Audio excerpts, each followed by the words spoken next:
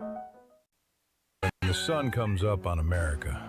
Across open fields, small towns, and city streets, a new day begins. And here, we rise with it. This is where hard work meets headlines, where truth matters, and America wakes up informed. An interesting week. They all are. This is your country. This is your morning. This is Daybreak with Steve and Ivy Gruber. America, let's do it together. Love you, Ivy. Love you too. And it starts right now. All right, good morning and welcome to it as we kick off another brand new day here at Daybreak, fighting for you from the foxhole if you're making sure you have all the information you need. It's going to be a big day here. Three big things to start the hour. Number one, a B-52 crashed on takeoff in California. A far worse accident than anything that happened during Operation Epic Fury. We'll have the latest. Number two, President Trump in Switzerland at the G7 wind in his sails. He has plenty of demands for America at the annual G7 summit. He plans to use plummeting oil prices to his advantage. And number three, after years of dangerous tension and uncertainty and the last 100 days of conflict, President Trump has delivered a major peace agreement with Iran. This is real progress if, and I say if, Iran keeps its act together. The Strait of Hormuz reopening for shipping. Oil prices dropping fast, falling below $80 for the first time since March, which means there's going to be relief at the gas pump for American families like you. Stock markets are rising. And most important of all, Iran will not be allowed to develop a nuclear weapon. That's what Trump is focused on. Here he is at the G7 summit with French President Emmanuel Macron. Here are some of his comments in the last 24 hours. Listen. Ships are starting to go out now. On Friday, it'll be completely opened. We got along very well with Iran. It's a different set of leaders. As you know, the first set is gone, the second set is gone, and we found the third set to be very smart, strong, very smart, but we ended up making a deal. I felt badly that we had to go back on the attack for 2 nights, and I thought a third, but we made it before that happened. But I think a lot of great things are going to happen in the Middle East right now. And very importantly, the oil is plummeting down and the stock market is shooting up like a rocket today, like record kind of numbers. And the oil has taken its biggest plunge and we're into the low numbers, not quite back yet, Kevin, to the extent, but we're getting close to the numbers we were before it all started. And the main thing is that Iran will not have a nuclear weapon. $78, that's where oil is at this moment, $78. This is exactly what strong American leadership looks like in action. Let me take you back so you fully understand why this moment is so significant. In 1979, Iran experienced a revolution that completely changed the country and our relationship with it. America lost a strong, reliable ally in the Middle East and suddenly faced a bitter new enemy.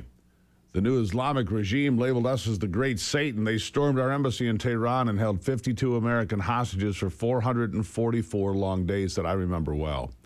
It was a national humiliation that played out on television every night. That hostility did not fade away over time. It grew more deadly. In 1983, Iran-backed Hezbollah terrorists carried out a horrific bombing of a Marine barracks in Beirut, Lebanon. 243 American servicemen were killed in that single attack. And then in 2000, terrorists struck the USS Cole in a suicide bombing that killed 17 U.S. sailors. Iran didn't stop at direct attacks. They carefully built and supported a wide network of proxy terrorist groups to do their dirty work across the region, wherever they could. These groups include Hezbollah in Lebanon, Hamas in Gaza, the Houthis in Yemen. And they've been attacking international shipping, and there's Al-Shabaab in Somalia. All of them have been armed, funded, trained, and directed by Tehran for almost 50 years. They spread violence, targeted American interests, and destabilized entire countries for 47 years. American weakness and inconsistent policies only invited more aggression and more American bloodshed. But things have changed. American strength, clear resolve, smart sanctions, and firm pressure have shifted that equation finally. This week's historic deal brings an important ceasefire. It reopens those critical shipping lanes that the world economy depends on. It puts serious enforceable limitations on Iran's nuclear program, and it is structured the right way. It is performance-based. Iran must deliver real inspections and genuine verifications, or the relief and benefits simply stop, according to Vice President J.D. Vance. Here he is. Well, we already signed the deal digitally yesterday, and there's been no money released, and that won't change, George. Again, this is a performance-based thing.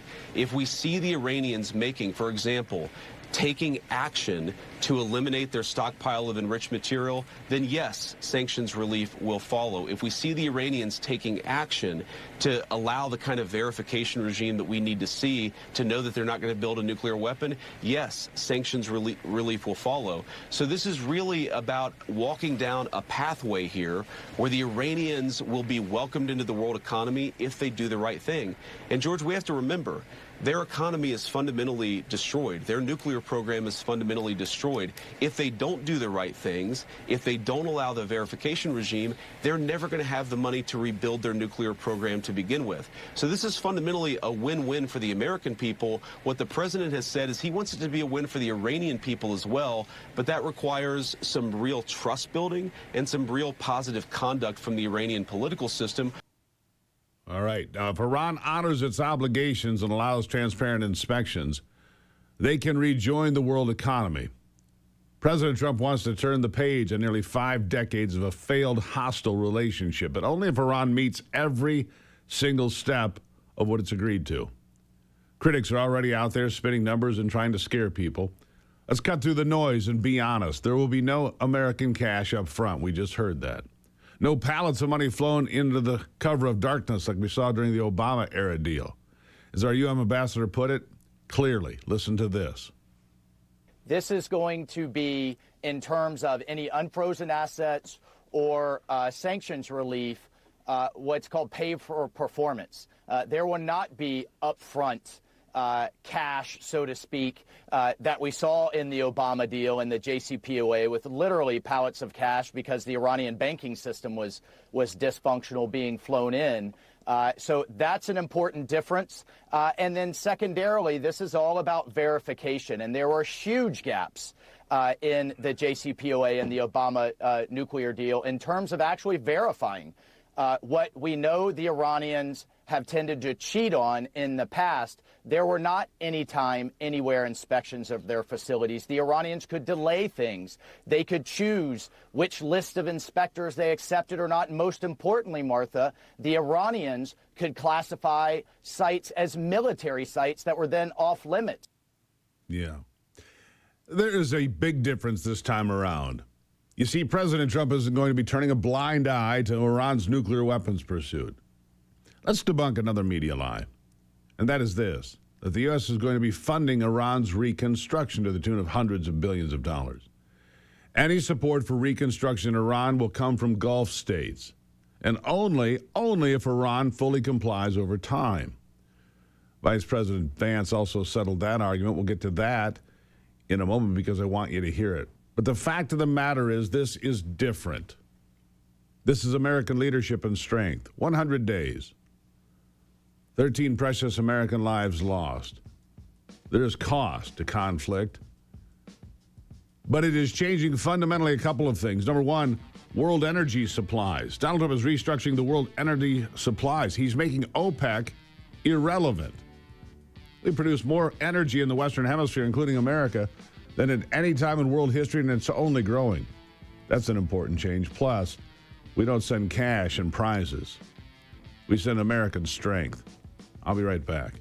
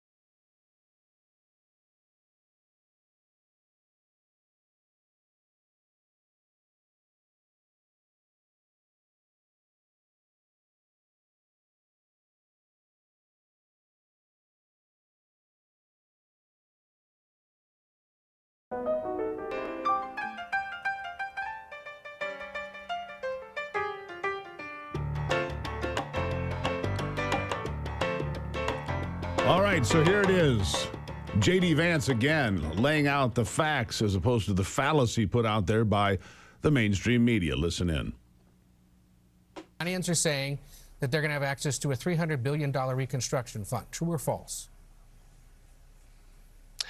Well, Ed, that's the sort of thing they could have access to, funded by the Gulf Coast Coalition, so long as they honor their end of the obligation. I think that one of the things you're going to see, Ed, and people have to be skeptical of this, is that the hardliners in the Iranian system will overemphasize the benefits that Iran gets while underemphasizing all the things that they have to concede and all the things they have to provide in order to get these benefits. So we absolutely are open to the Gulf Coast countries investing in the reconstruction of Iran, but only if Iran ends their nuclear program, ends their enriched stockpile of material, and is really open to an inspections and enforcement regime that gives the American people confidence they're never going to have a nuclear weapon. So I think the dance you're going to see, Ed, which is going to be interesting, is the Iranian media, especially the hardline media, they're going to talk a lot about what they get without talking about what they give. It's important for all of us to correct that record. Well,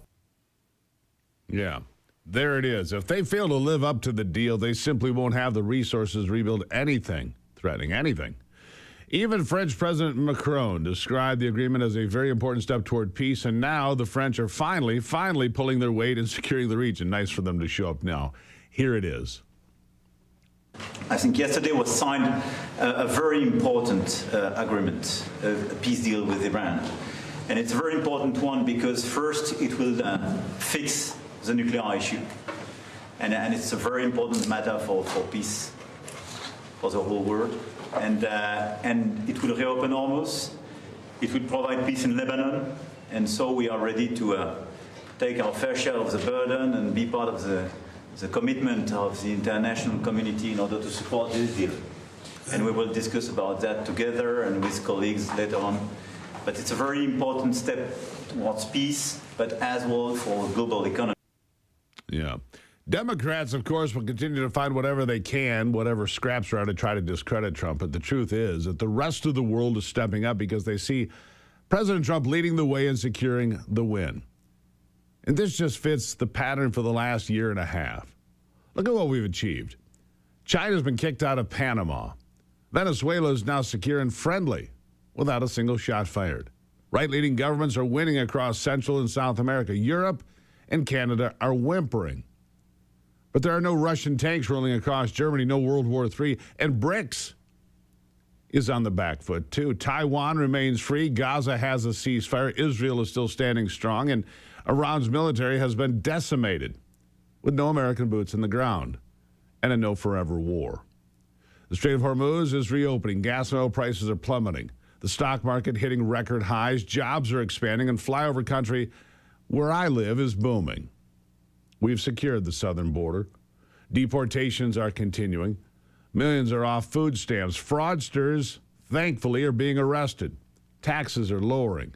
And trade is flowing under smart tariffs. No recession, no empty shelves, and the Strategic Petroleum Reserve isn't running dry. With Trump still in office, a strengthened Republican Party, and full funding for ICE and Border Patrol, America is winning again on every front by every metric. I don't care where you look. On Iran, we're moving forward strictly on American terms, real incentives tied to real action, strong verification measures, and absolutely no blank checks. Now, this deal proves that peace through strength actually works. We stood firm. We protected our core interests. We opened a door to greater stability without compromising our security. Of course, we must remain clear-eyed and realistic. It's Iran, after all. Iran's regime has broken promises too many times in the past. Remember, that is precisely why strong verification, monitoring, and quick enforcement mechanisms are built into this agreement. If they cheat or violate the terms, the full weight of the American military power and sanctions will return immediately. No one should doubt our willingness to act. It's pretty clear. For nearly half a century, Americans watched Iran's leaders threaten our people, attack our troops, support terrorism, and try to destabilize the entire region. Today, we're seeing the results of renewed American leadership. Markets are responding positively. Our allies are taking notice. The world's most vital energy corridor is reopening under better terms. This moment reminds us of a simple truth. Real strength creates real opportunities that weakness could never achieve. From the painful days of the 1979 hostage crisis and the heartbreaking 1983 Beirut barracks bombing, through years of proxy violence and tension, we have now reached a point where determined American leverage has produced a better path forward. President Trump and his team refused to accept permanent conflict as the only option. They demanded actual results for America and our allies. The outcome is an agreement that puts American security, economic interests, and long-term regional stability first. To every service member who served in the region, every military family who made sacrifices, and every citizen who supported a firm approach toward Iran, today's progress honors your efforts. It shows that American resolve still matters and can deliver results. We now enter this next chapter with our eyes wide open, hopeful for peace and prosperity, but fully prepared and ready to act if Iran chooses the wrong path. America is strong once again. We're securing our future, and that is something every American can be proud of. And that's the monologue. If you deal with knee pain, joint stiffness, pain, especially when you're driving or sitting for long periods of time, listen to this. You can't take a medical treatment bed with you on the road, but you can keep the QE red light therapy wand right in your glove box or your purse. This handheld device uses red and infrared light combined with proprietary quantum energy technology to target pain right where it hurts. No pills, no appointments, just simple targeted relief you can use anytime. I love how portable it is. It's easy to use in just minutes a day. Here's what you do. Go to QEstrong.com. Use the promo code Gruber. You're going to get the wand for under $100. QEstrong.com. Promo code Gruber. You're going to be glad you did. And don't forget to send emails. SteveGruber.com. SteveGruber.com. Send me emails. Tell me what's on your mind. How do you feel about the peace and the plan for Iran and the Middle East? I'm curious. I want to know what you think. SteveGruber.com. Back after this.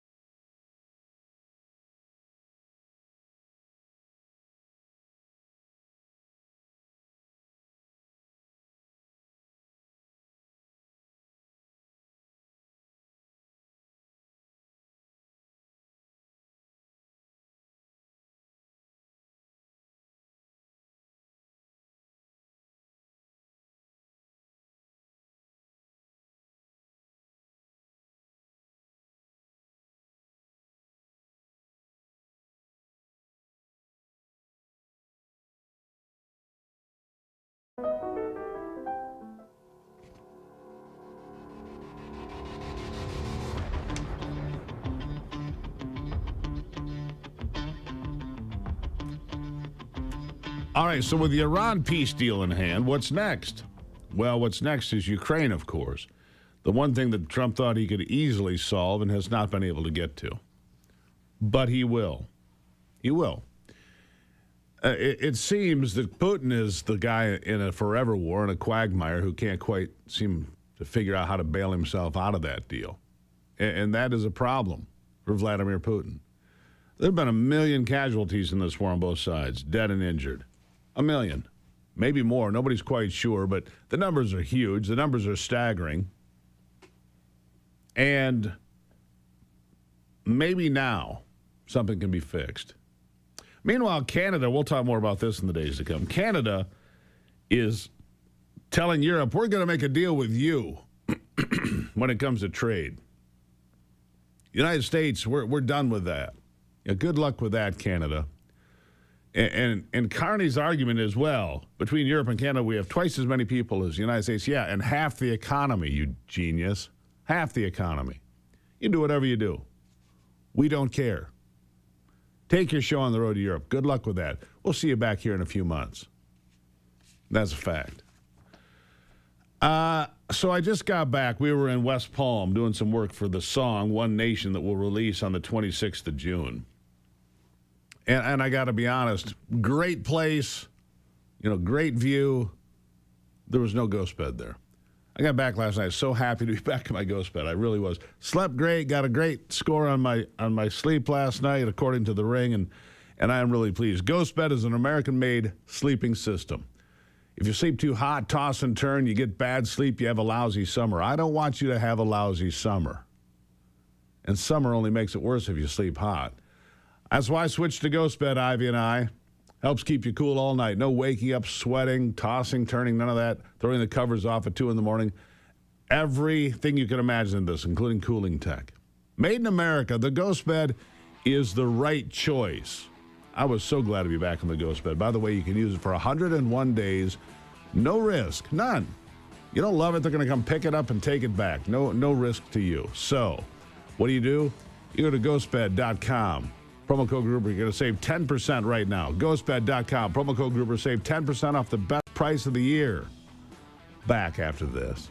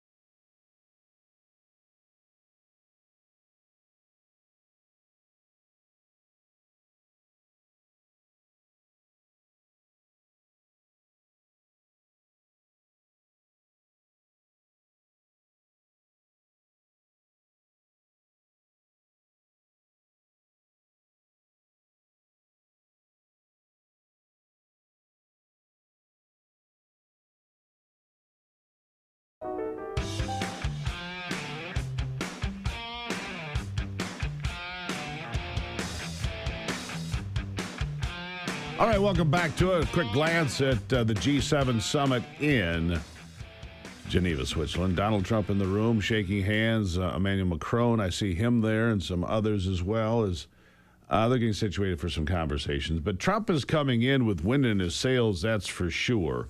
after this Iranian deal has been electronically signed, officially signed, we're told, coming up on Friday. But it's already in place. The deal is there. Donald Trump comes in, like I say, with wind at his sails, showing that American power and steadfastness can deliver real results. We'll keep a close eye on that if the president speaks. We'll see if we take him live, but we'll keep an eye on those meetings. Meanwhile, David Coleman is joining me, attorney, because we want to talk about religious freedom here today and oversight and overstepping your bounds as a school district. David, good morning. Good morning, Steve. Great to be with you again. Yeah, so parental rights, man, they got trampled during the Biden administration. I think we would agree on that. You know, we had the FBI targeting Catholic parents as being terrorists, just crazy stuff. But people have had enough, and they're fighting back. What are your thoughts on what you're seeing here? Well, you're seeing some real good decisions coming down from the U.S. Supreme Court. Two recent ones, the Mahmoud decision last year and the Mirabelli decision just recently this year. Both have really affirmed parental rights and their right to raise and educate their children and not be interfered with by a public school in their religious faith and belief. The Mahmoud case was, again, the one that dealt with the right of parents to opt their children out of educational training or study that violated their religious belief. And the Mirabelli case was the one dealing with transgender issues and secrecy. You know, the schools refusing to tell the parents that their child was trying to transition and that they would hide it from the parent and that sort of thing. The Supreme Court struck that down. And so the Thomas More Society out of Chicago and other groups have put out some really good information on these issues. And, you know, people should also remember you might have state laws in effect in your state that can help protect you. Like, for example, in Michigan, we have a state statute that says it's the natural fundamental right of a parent to raise and educate their children, and the public schools have to cooperate with a parent. So don't forget state statutes or state constitutional protections also. Help me understand this, David, because, look, I don't know where in the conversation those at the public school thought that they were in charge of the kids. The arrogance here is remarkable to me. Now, I look at this and I say the root here are the teachers' unions. To me, the teachers' unions, who, when you hear them talk, they talk about a lot of things. They never talk about kids. And if they do it only in passing. It seems to me the teachers' unions think that they should be in charge of the kids. They'll do whatever they please. Damn the parents, forget them. They don't matter. I mean, I think people have had it up to here, David. What about the unions? What about their role in all this? Yeah, absolutely, Steve. And it's the attitude a lot of times and I don't want to paint a broad brush here. Obviously, there are a lot of great public school educators who do a good job, do care about the kids, and we're not talking about them. But we're talking about a lot of administrators and a lot of people in schools now, more and more, who feel they're the ones in control. Like, I had a case a number of years ago where the educator famously said, "Parents procreate, we educate." I mean, just think about that statement for a minute. You know, that they just are in control and the parents have no say in any of it. And so that is the problem. And that's where you get into these issues. And now the Supreme Court is giving parents some ability to fight back and battle back. You know, there's a lot of really simple steps parents can do to help enforce now these decisions in their local public school. Yeah. I want to shift gears now to something else, because this will be another battle. It has been a battle. If you're a Christian organization, you have a lot of folks on the left that say, we don't care. We're going to force you to follow our guidelines, if there are any. And we don't care what your religious beliefs are. And the case in point is Bethany Christian Services. They do a lot with adoption and fostering. And they say, going forward, we will not be allowing gay couples or LGBTQ couples to adopt or foster children. This is going to be a fight, I'm sure, but they're saying, look, these are our religious foundations, and we're not bending anymore. What do you make of this? Well, I think the case law supports them. West Virginia versus Barnett, another Supreme Court case that's been around for decades. Government can't compel anyone to speak in a certain way or believe a certain way, and that includes Christian organizations.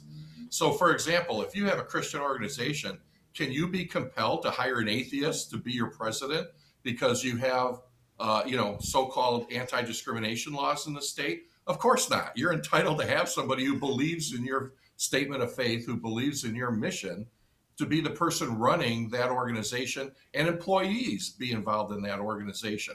So here, Bethany Christian Services is taking that same principle and saying, look, we have a statement of faith, we have beliefs of what a nuclear family should be like and how it should follow biblical principles, and we're going to use that as our guide in adoption and foster care and things like that. And now the Supreme Court is backing up these organizations in their right to carry out their faith. Yeah, they say beginning June 2027, basically 1 year hence, Bethany will only license and relicense foster families whose Christian faith and beliefs align with our statement of faith and belief. They operate in more than half the United States, more than 25 states they operate. Oh, there's going to be lawfare over this, isn't there? Oh, absolutely. And this is where you're going to get into the big battle on the First Amendment. Does a person, a parent, a religious organization like Bethany have First Amendment rights to freely exercise their religious faith and beliefs in the marketplace and in our country? And up until a few years ago, you would have thought the answer to that was clear. Of course they have that right. And so parents now are fighting back against school decisions that undermine their faith, and religious organizations are doing the same. A couple of things, Steve, just for parents, again, back to the school issue, they can opt out. They can opt their children out, and there are forms available. We have one at our website, colemanlegal.com, and many organizations, Thomas More, they have opt-out forms that you can take to your school, and then they have to comply and accommodate your religious faith. Schools should be taking the step right now to revoke any of these policies that violate these Supreme Court decisions, like secrecy policies, we won't tell the parent, things like that. Those kinds of policies should be revoked by the public schools. Parents should be going to school board meetings and demanding that they do that based on these decisions. Also, notice, schools should be giving notice to parents that they have these rights and constitutional rights and the right to opt out. And so parents need to, keep becoming more and more actively involved and exercise their rights in the public schools. Yeah. David Coleman, always a pleasure talking to you about the important legal issues facing this country. These are important. They're going to get fought in court, that's for sure. But doing the right thing is not the easy thing. David, nice to see you today. Thanks, Steve. Always great to be in the no panic zone. There you have it. David Coleman, the Coleman Legal Group. He operates out of Lansing, Michigan, and they work across the country. If you've got a issue with the Constitution, good folks to talk to. I'll take a break and be right back after this.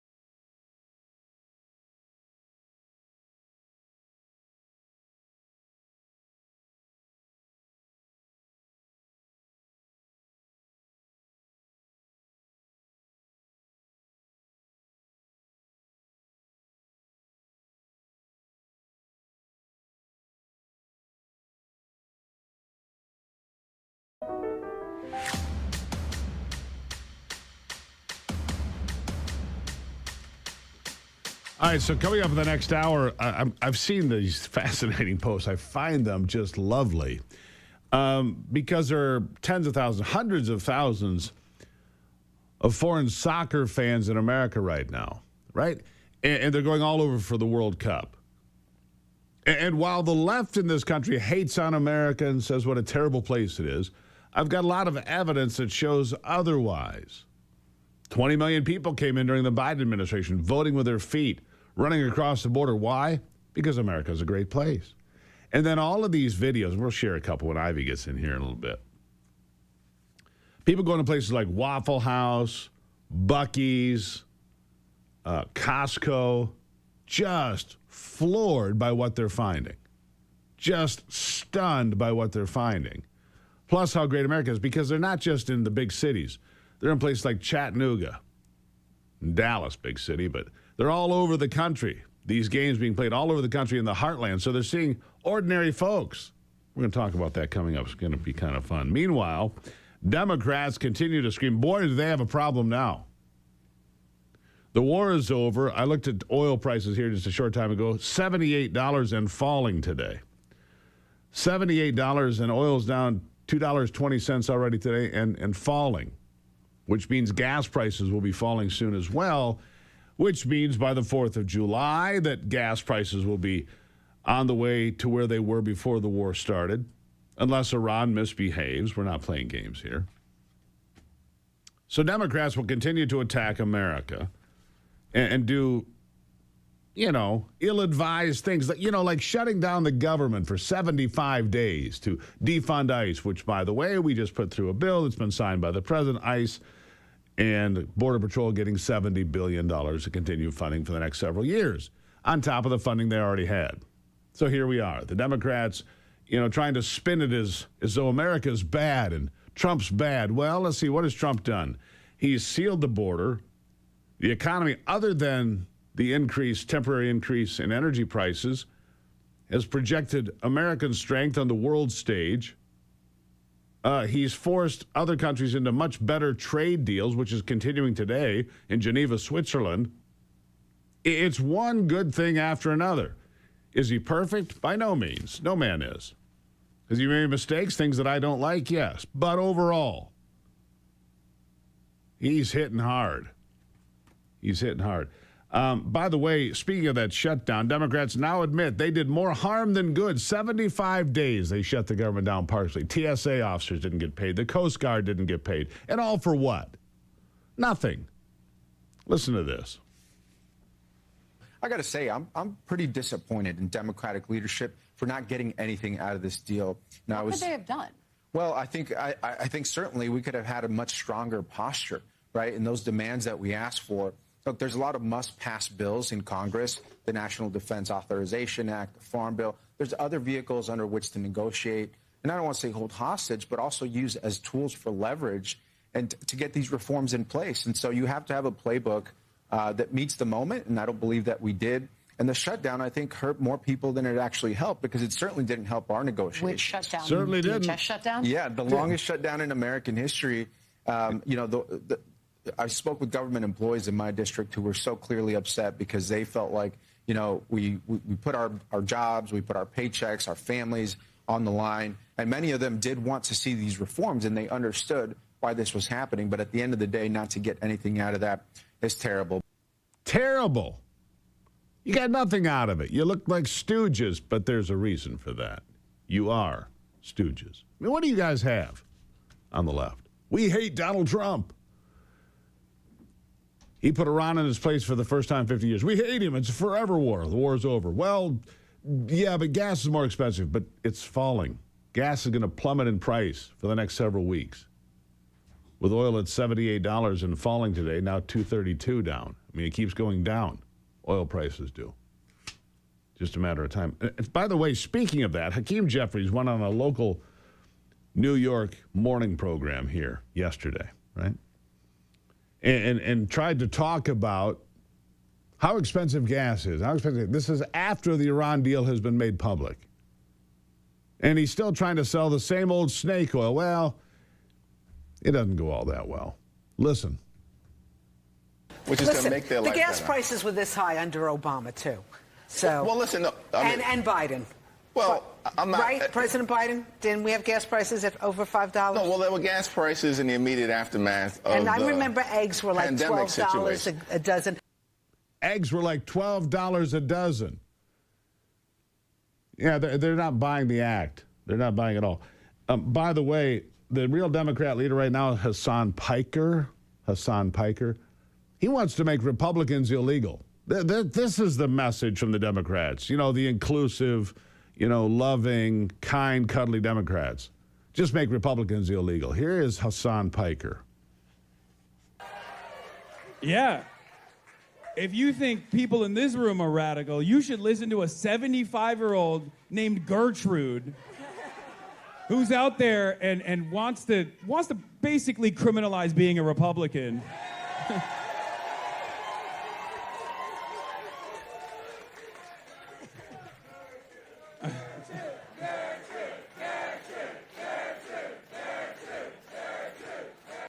That's what's wrong with these folks. Their message is hate Republicans, hate Donald Trump, hate America. No thanks, pass. I love this country. What a great and wonderful country we live in, with great and wonderful opportunities, and by and large, great people. You know who knows? All those Europeans traveling across the country. They're seeing real Americans. They love us. NeuroGuard Plus, stop concussions before they happen. My friend Dr. Michael Hutchinson, a dentist, patented a breakthrough technology for athletes in every sport with a great new mouth guard. It is a game changer. Athletes using NeuroGuard Plus suffer concussions just 0.26% of the time or less. It's almost unheard of. It's almost no concussions at all, and it gets better. The mouth guard can also boost your strength and speed because of the way it works on your mandible. You can jump higher, run faster, but don't take my word for it. Take the word of Michigan State and Wayne State. They certified the results. Protect your brain. Upgrade your performance. Your child, your grandchild, anybody in a contact sport. NeuroGuardPlus.com. NeuroGuardPlus.com. You can save 10% with the promo code Gruber. NeuroGuardPlus.com. Promo code is Gruber. Keep your head in the game. This really is a game changer, folks. Back after this.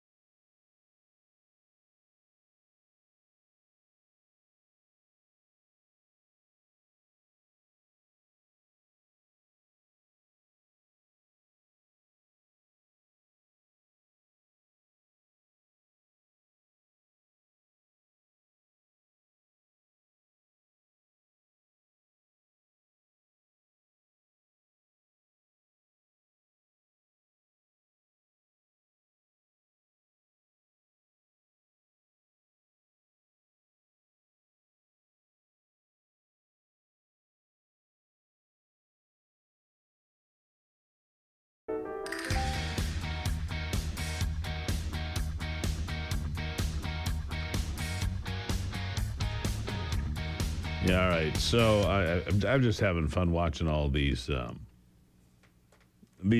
tourists come to play. I mean, they go to Waffle House for the first time. Their minds, it is a a beautiful thing. Imagine them watching the UFC 250 event. Oh yeah, did you see that? Yeah, with the what are the planes? The jets. The F-16s. Yeah, flyover. I mean, it was the best flyover I've ever seen. Yeah, And by the way, Angels. so this big storm was rolling in. I don't know if you saw this. Huge storm rolling in. It was going to ruin the event. Just before I got to D.C., the storm split. It split into two pieces. The event went on. It was beautiful. So, I mean, honestly, here's what the Democrats are arguing about. The reflecting pools are clean and actually reflecting now at the Lincoln Memorial and the Washington Monument. All the fountains in D.C., for the most part, work now. The graffiti is gone. The crime, because of the National Guard being deployed, has been taken out almost completely. And this is what they're complaining about? Washington is becoming beautiful. You have a UFC fight. I mean, I can remember what happened at the White House during Pride Month under Joe Biden. It was a freak show. Absolute freak show. And so they're complaining about an event. Maybe they should just go back and cheer Obama going to the baseball game with Castro, the dictator in Cuba. I mean, they're all for that. But having a cool event at the White House, we can't have that. It's I don't know, Anthony. To me, it's insane. It just Pretty crazy. It's so terrible seeing DC doing well. yeah. Meanwhile, the New York Knicks win the championship, and they burn buses and police cars. So the animals that live here don't even appreciate. They sit here and complain about America, but we're going to talk with Ivy about this. You listen to the people coming here that see America. I mean, people that are going to national parks and just seeing the most remarkable things in the world going, they had no idea. No, because, here's the line. If you want to hate America, watch the news, the old school news media. If you want to love America, go drive around, meet some people. Pretty simple stuff, folks. Pretty simple. Ivy on the way in the next hour. It's Daybreak.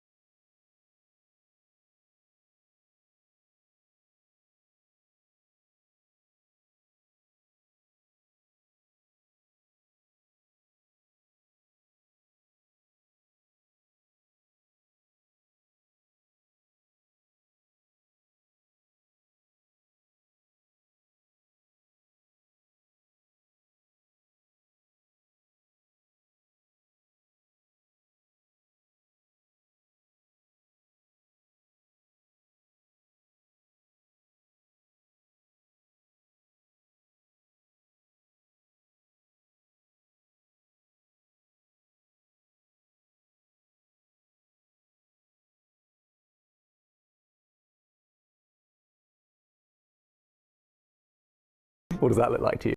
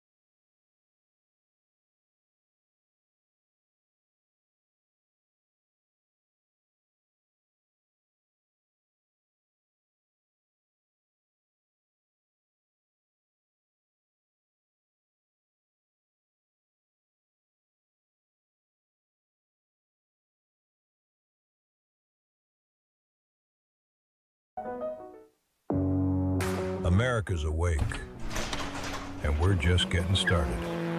The headlines that matter, the stories they won't tell you, and the voices fighting to be heard. This is your country, your morning, your daybreak with Steve and Ivy Gruber. A new hour starts right now on Real America's Voice. And welcome to it. Fighting for you from the Foxhole, from the relentless pursuit of truth every single day here, trying to get you to the most educated you can be before you go to the water cooler and show off the big brain you've got from being here. Three big things this hour. Number one, the Supreme Court shot down Monday a challenge to New York targeting gun companies for lawsuits for injuries and death resulting from firearms. It's a blow to America's gun industry. We'll talk about that. Number two, the G7 is in full swing today. Oil prices at $87 and stock markets surging following the announced peace deal between the United States in Iran, set to be signed officially on Friday, but an electronic deal has already been signed. In the meantime, as I've been talking about a little bit, I'm having fun watching this. Let's talk about how great America is for a few minutes. Everybody's out there. Not everybody. You're not, and I'm not, and Ivy's not. Ivy, good morning. Hey, Steve. Hello. Nice to see you. Look, you got all these people who want to trash talk America all the time, right? Mm-hmm. I'm sick of it. And so you've been watching me. I've been having a good time watching these tourists that are here for the World Cup. Yeah. Going to places and just having a ball. Hundreds of thousands of people, because they're not just going to New York and L.A. They're going to stadiums. One that I saw yesterday was Chattanooga, Tennessee. Mm-hmm. They're all over the country. They're in Missouri. They're in Tennessee. They're in Ohio. They're everywhere playing these games, right? And so they're getting to see America firsthand. It's just a bit of sunshine. So I want to share this. I don't think you've seen this one. UK tourists at Buc-ee's. They say it's a gas station, but not exactly. Listen. Behind me is the world's biggest gas station. Only America can make a gas station an attraction that everybody wants to come and see. I'm not sure what we're going to expect in here, but let's go see what we can find. Guys, I wasn't expecting this. It's like its own universe, and we've already gone in on the food. Oh, it looks so good. I couldn't help myself. And the guys behind the counter, like, they do a sing-song. They even have beef jerky here. How much do you think this is coming to? $70. And it goes out. The people are at Costco and Waffle House and Buc-ee's, and Ivy, they're having a ball. Now they may have figured out why Americans tend to be a bit heavy. Well, I find it really interesting and actually really a breath of fresh air to hear the Europeans and people from all over coming to America. I did pull some statistics, which I think you're going to find really interesting. But the World Cup 2026 will bring up to 10 million international visitors to the United States. 10 million people. And because we have these large stadiums, we're just more equipped to hold these large amounts of people coming in. It's a good point you make. Most of if it goes to the World Cup, goes to some countries. They have to panic and build a stadium and build another. They have to build that. We got world-class stadiums all over the country for the National Football League and Major League Baseball and hockey and all of these things, right? Yeah. We have venues. That's right. And there's going to be 48 teams. I don't know if you know anything about, the host cities and things like that, but there are 48 teams. They're going to play a total of 104 matches across 16 North American cities. There are some other locations in Canada and Mexico. Yeah, who cares about that? But, yeah. But a lot of the host cities are Boston, New York, New Jersey, Philadelphia, Kansas City, Atlanta, Dallas, Houston, Los Angeles, San Francisco, and Seattle. And interesting, I didn't know this, but in partnership with FIFA, Michigan State University and University of Tennessee have developed and tested the natural grass fields that they're using. Isn't that cool? Yeah, it is. Michigan State has been known for years and years for turf grass, for golf courses and football fields. And they study grass. Apparently, University of Tennessee does as well. Mm-hmm. Same thing, by the way, I saw after the UFC fight on Sunday at the White House, which I thought was a cool event. Look, I don't care about soccer. I don't care about the UFC. But I think these are cool events showing just having fun. Absolutely. And what are they doing on the other side? It's terrible. I can't believe they're doing it. Well, Trump gets a lot of heat for this. The president gets a lot of heat for this. But if you look at just the numbers, FIFA reported it sold 3.2 million tickets in 2022, 2.8 million in 18, and 3.1 million in 2014. And this upcoming year, there's over 6 million tickets that have been sold. Double. And more to come because all of the events have not been sold out yet. So even more, I'm sure that those ticket prices or tickets sold will increase. Yeah. And I actually have another bite to a group of kids that are coming in and tasting barbecue for the first time. Let's listen to this, Anthony.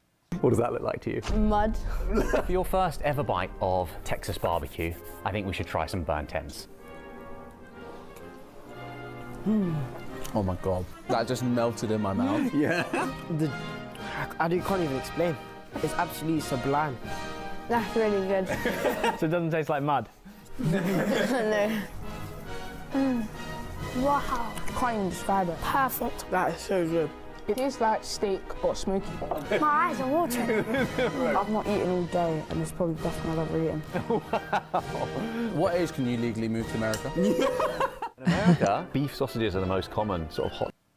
So, we know what I love about this is that all these videos that we're watching, and you can see them all online. Sure. On X primarily and TikTok, is that they're so positive about so America positive. and, you know, Costco and Buc-ee's and all these places that they're visiting. Texas barbecue. Think And about the this, though. food and the culture, and they're like, oh my gosh, I love it so much. And it's like, God, that's so nice. The people having Maybe the most Americans fun. are a little spoiled that we Yeah, have. maybe a little bit. And I asked you yesterday, actually, I said, do they not have these, you know, Apparently not. big stores in Europe and elsewhere? And you're like, I don't think they do. They must not. You know, they've got Walmart, but the one guy was standing in Costco going, this is not Walmart.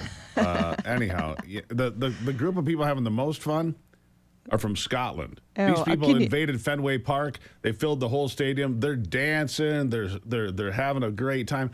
Oh, and one other thing I want to mention that I pointed out to you, and I want the folks to see. Watch the Japanese fans when they're done with the match. Yeah. Well, their culture is, I mean, if you They go to clean up if you go to everything. Japan, it's clean, and they get some pretty severe fines for leaving trash, and they clean up all of their trash when they leave a stadium. And how cool is that? I mean, I think that's just being responsible. If I go someplace and I, you know, get concessions, I always take my trash, and You I do. always pick up trash around me. It's just a good way to live, right? You know, it's And that's just part of their culture. That's just great who life they are. lesson. And compare that to what we saw in New York City after the Knicks won the championship. What a disaster, setting buses yeah. and cars on fire. And Let's celebrate, burn things down. Huh? exactly. Our team won. Let's burn the city down. Doesn't make a whole lot of sense to me, but Doesn't make any sense to me. But I just, this love fest for America, because remember, Ivy, these people get a steady diet of European media, which is just as true. savage to Donald Trump as American media, maybe worse sometimes. So they have this idea that Americans be these terrible things, and then they get here and they go, this is not what I saw on TV. Right. Look at this place. I love this place. I saw these two at a national park, walking along, just gobsmacked, just awestruck by how cool America's national parks are. that's right. And actually, you and I visited in our family Yosemite National Park. What a maybe place. about 5 years ago. Yeah. And actually, I was really upset because the bathrooms weren't clean. And I'm like, people are coming from all around the world to visit this place. What are you doing? Clean up Let's your mess. represent America at its best. But it is nice to see that they're having a good time and celebrating America. They love, and they're taking that home with them. That love for America is going home with them That's from wherever right. they came. Central America, South America, Europe, all Travel those places. around, see the world. You realize how great of a country we really have. Yeah, if you don't like America, travel somewhere else and then get back to me. Right. We'll see you a bit later, Ivy. Love you. Love you. All right, we'll take a break and be right back.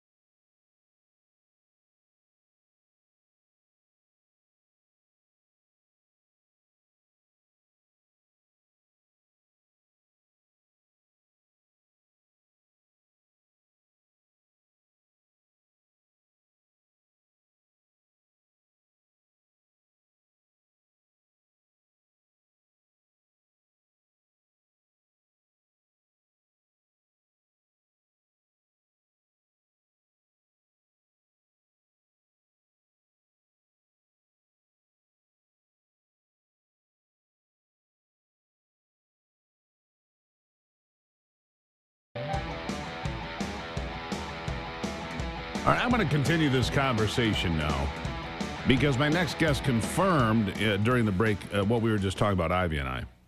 And that is that America gets lied about. Not just by the media in this country, but by the media overseas, especially European media. Michael Hirschman is the former advisor to FIFA. He's also the co-founder of the Transparency International, a member of the team that wrote the first comprehensive reform plans for FIFA back in 2014. Former CEO and currently an advisory board member of the International Center for Sports Security and president of the Fairfax Group, a global risk management organization. Michael, thank you for being here. It's a pleasure, Steve. Good morning to you. Good morning to you. So they get this, millions of people, 10 million people, Ivy said, coming for the World Cup. Remember how the Democrats and the media said, nobody's going to come to America. Donald Trump's a terrible guy. They're never going to come visit America. Well, look at them flooding. I was in the airport yesterday flying into Detroit, and I heard all sorts of accents, and there were groups of people, and they're obviously all here to watch soccer matches. That's what they're here for. They're coming by the millions, and they love America, Michael. There's just no two ways about it, is there? You're right. They do love America, and many of them are first-time visitors. They follow the world of soccer, what they call football. It's the most important sport to them, and they live and they breathe it. And they come here to our country and find it much different than what they've seen on the media. And I just came back from a trip to Europe myself, and they have their own problems over there, although the place I was in, Portugal, is a rather calm environment, one that hasn't been suffering from the immigration woes like London and Paris and parts of Germany.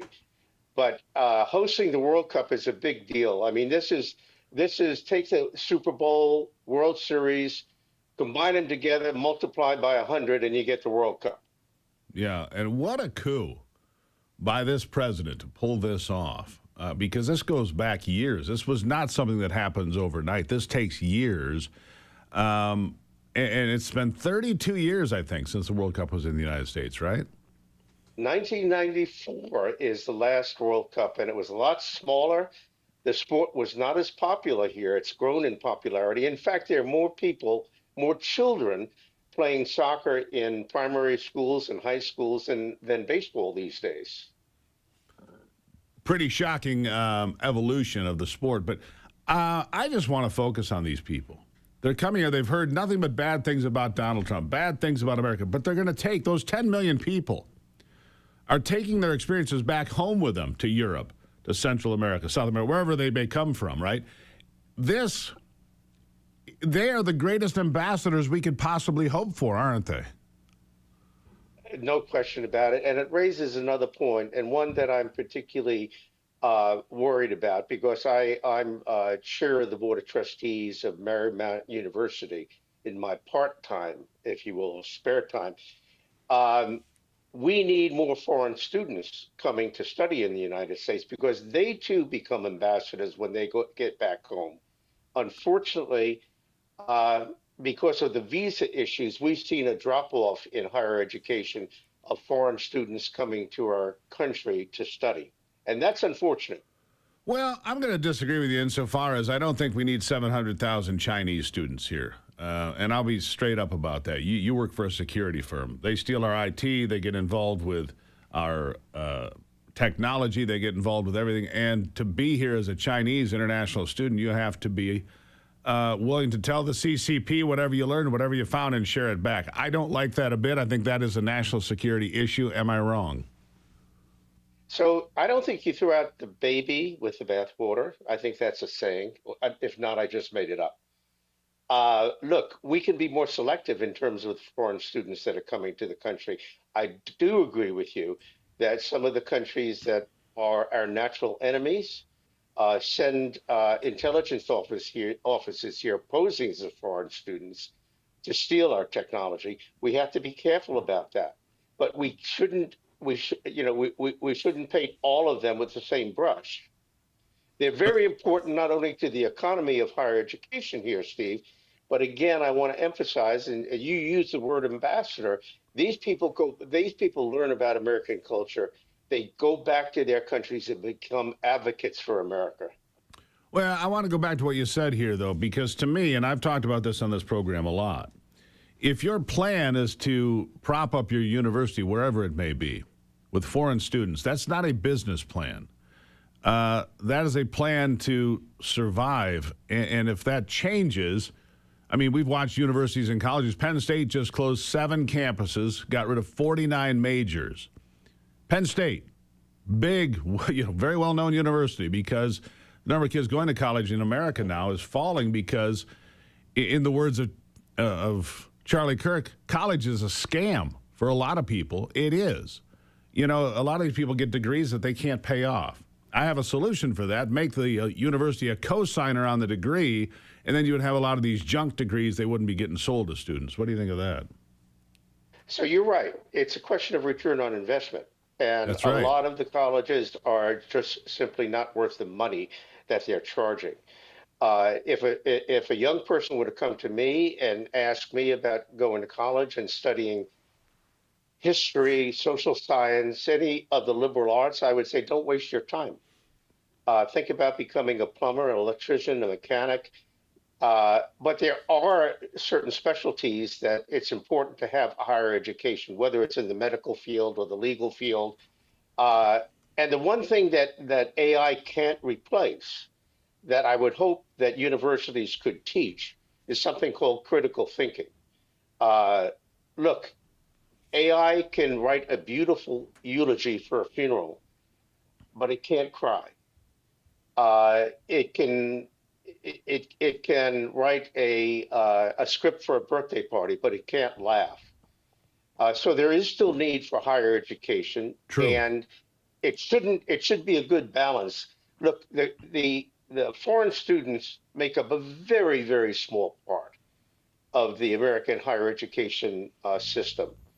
But one thing they do is they pay full tuition, and that's important today. Well, that is important, we have Michael. declining population in school. Yeah. Michael Hirschman, good conversation. You come back anytime. Fun conversation, sir. Thank you, Steve. Thank you. All right, you take care. Bye-bye. All right. Portugal on the top of my list now. Portugal. Back after this.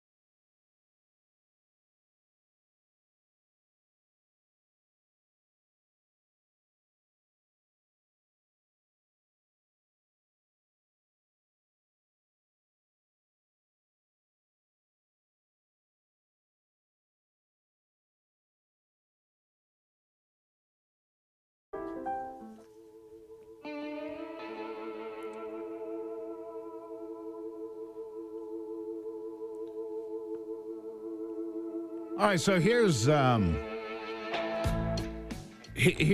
issue. We just heard. I did. Brandon Gill talking to the mayor of Baltimore, asking him about crime in his city. Oh, Baltimore's a safe city. Safe city. The homicide rate 5 to 6 times higher than the national average. The robbery rate 9 times higher than the national average. These big cities have big problems with crime because they don't do what they should about it. They reduce police force. They try to bring out counselors and therapists and so forth instead of police. They try all these touchy-feely ways to stop crime. You stop crime by cracking down on it. Let me give you a headline from Boston.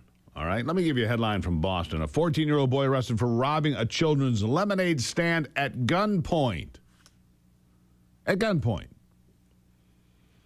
David Byrne and Juliette Byrne were hoping to make some extra cash ahead of summer break, so they embarked on an age-old tradition, opened a lemonade stand near their home. They set up shop, and at 4:45 p.m., they were approached by a guy who said, "Do you accept Apple Pay?" Then the kid whips out a gun. We don't know his name, of course, because he's 14. But I'm sorry, that's grotesque. That's just grotesque, is what it is. And we've got to do better. More fathers, more nuclear families, and more accountability if you break the law. Well, for the first time since World War II, our national debt held by the public has exceeded GDP. America, this is a wake-up call. Our sins of the past, reckless government spending, have caught up to us. So what's next? That's the question. Higher inflation, higher prices, higher cost of living, maybe, and higher interest payments on the national debt. Every dollar Washington spends on interest is a dollar that it has to tax, borrow, or print. That's a fact. Smart retirement planners diversify into physical gold from my friends at Birch Gold. If you want to know more, text the word America to 989898, and Birch Gold will send you a free information kit on converting an existing IRA or 401k into a tax-sheltered IRA and physical gold. Don't pull the ripcord after you hit the ground. Get prepared ahead of time. Text America to the number 989898. Text America to 989898. Own physical gold from my friends at Birch Gold. I'll be right back.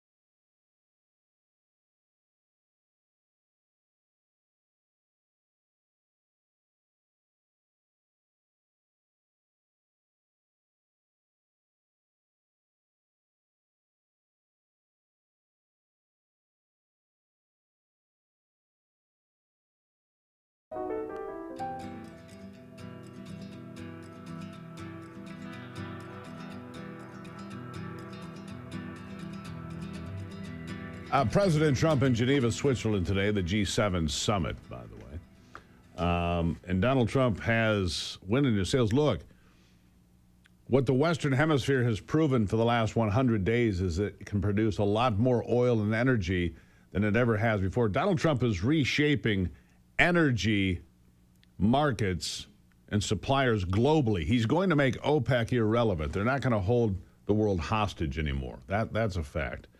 But we have a deal with Iran. Is it a good deal? From what I've seen, it seems reasonable. A nuclear weapon absolutely off the table. Joining me now is Major General John King. He's retired, a U.S. Army National Guard Major General with combat deployments to Iraq and Afghanistan and firsthand experience at NORAD and U.S. Northern Command. He's advised foreign governments on security issues, brings deep expertise in military strategy and international conflict to the conversation, and that's why he's here. General, nice to have you today. Good morning, Steve. Thank you so much for having me. I appreciate it. All right, so let's talk about this deal. Donald Trump says if Iran were to violate this deal in pursuit of a nuclear weapon or got a nuclear weapon, he said it doesn't matter if they make it, borrow it, buy it, can't have it. And if they do, they'll have unbelievable consequences. With AI, is it easier today to verify what's going on and making sure that they don't have those sorts of weapons? Do we have better tools today than we've had in years past to make sure that Iran complies with the deal that has been put together? Certainly we do, Steve. We have a number of tools. And besides, we also have a great intelligence, and our partners have great intelligence insights into what's going on inside of Iran. But I must be cautioned, dealing with Iranians is very, very difficult. They ran circles around American negotiators for many, many years. I mean, almost, all the way since the beginning of the regime. They're very, very savvy. They don't honor their agreements. So we must be very careful. And I think that's the whole purpose of having the U.S. military maintain its capacity to strike at any moment, the moment those negotiations are not honored in good faith. So from what you've heard of the deal, General, did we get what we were looking for? It took about 100 days. We did lose 13 military members, a terrible thing. But honestly, after 100 days of conflict, I consider that to be a very low number. I don't discount or disregard the fact that these families lost sons and daughters, but 13 people over 100 days is remarkably low. What do you make of the deal so far? So far, I mean, the devil's in the details, as you can imagine. The key is this is a sign, the agreement is the framework for further negotiations, for an intensive number of negotiations. And that's really what I'm looking for, Steve, is the details in that final agreement. I think we've agreed to have a serious conversation with consequences if there's not progress being made. But I think that's the framework. It's not a complete deal. And I want to make sure that your audience understands we're still a long way away, and we must have the threat of force to be able to force the Iranians to negotiate in good faith, because they routinely don't honor their agreements. They routinely lie, is what you're saying, General. They will say one thing and do another, and I'm not clear. I'm not sure anybody is. I am not clear on who's actually running that country. The IRGC is still intact and functioning. But after that, I mean, there could be two factions, maybe three, that believe they're in charge of Iran right now. And there's a problem too, correct? Absolutely, Steve. In my view, we have three factions running the country of Iran. But the ones with the guns set the rules. And they are, the Iranian Republican Guard Corps is in charge. And they are the biggest obstacle in making progress in any of these negotiations. They've been the obstacle all along. You talk about negotiations. It's a 60-day period here. And I expect the Iranians to play games. And I expect the Iranians to go out and have it parroted and amplified by the media in Europe and the United States. Oh, we got this, we got that. They're going to try to amplify what they got out of it. And the United States got the short end of the deal. We did not. Where Donald Trump is clearly not willing to negotiate is on nuclear weapons. I mean, that is the red line of red lines. And he, unlike Barack Obama, when Donald Trump says there's a red line, he means it. And that's a big difference, isn't it? Absolutely. This is a change. The Iranians are used to seeing Americans, slide on red lines. And we're very fortunate that President Trump and the administration, when they put a red line, they mean it. And they understand that's part of the negotiations. When you cross the red line, there has to be consequences, or else the negotiations have no hope of success. Let me ask you about this, because one of the problems that has arisen a couple of times is the Hezbollah organization in Lebanon being hit by Israel. Hezbollah has been behind terrible attacks like Beirut, 1983, when 283 military members were killed there. And I could go on with Hezbollah. Is Israel really going to stand down and allow Hezbollah to operate freely right across its border?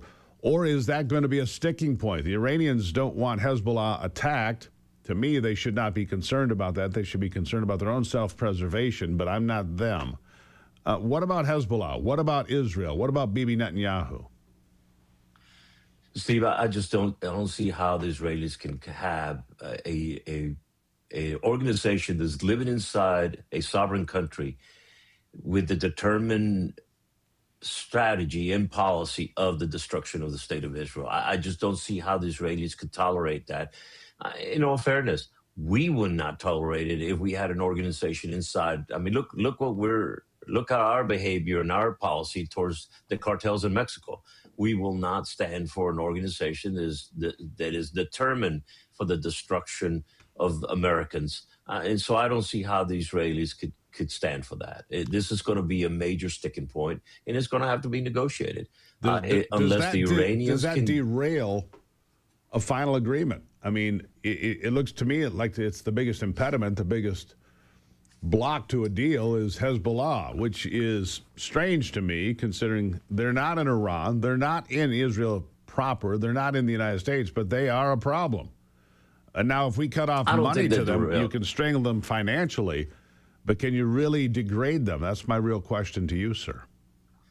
I think they can over time. It's going to take a long time to deal with Hezbollah. I don't think the Iranians will make it a major sticking point, but I think if we have to keep our eyes on the ball of removing the nuclear capability that Iranians are trying to develop, that is the main goal. And if once we remove that, everything else I think could be managed.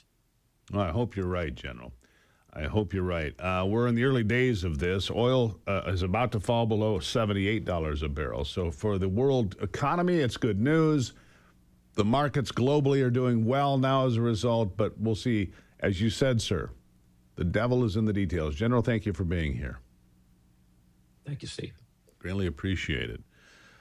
Do you think we're going to succeed? Is this deal going to hold? I'd like to know from you across this great country of ours, and it is a great country. Go to stevegruber.com. Send me an email. Tell me your thoughts. Does this deal hold? Can we get long-term peace in the Middle East for the first time in your lifetime or mine? I'll be right back.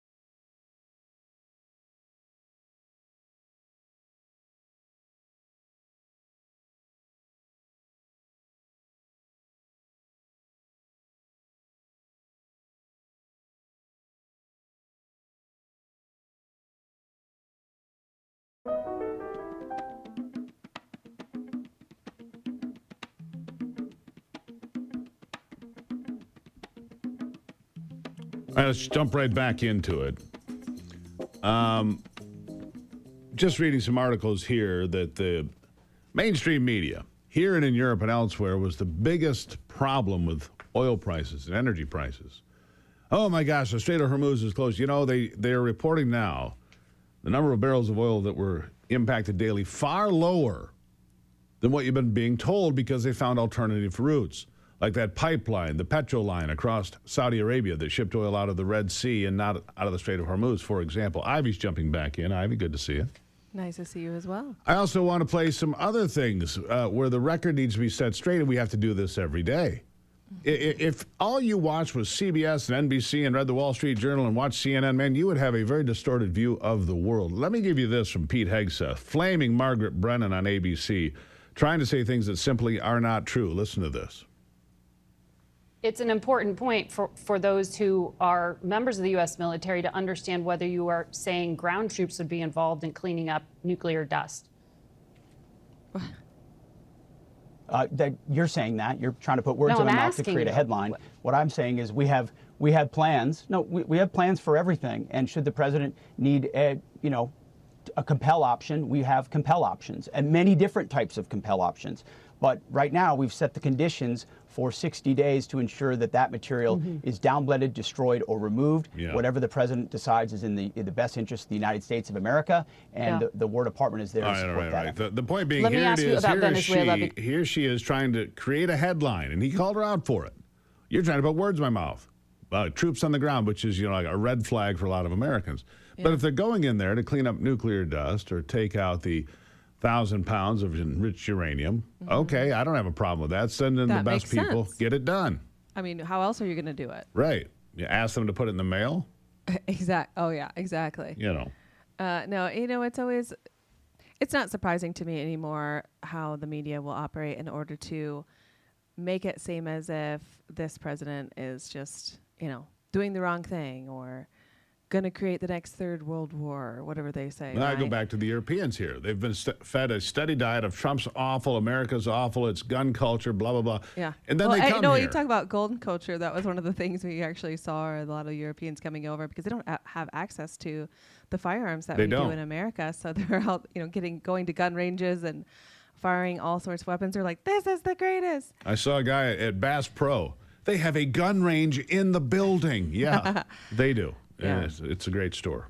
Anyhow, what's on your mind this hour? Well, I do, this memorandum of understanding, I know you've kind of gone through the key elements, but, Iran agrees not to obtain nuclear weapons. Obviously, that was the most important thing. It is.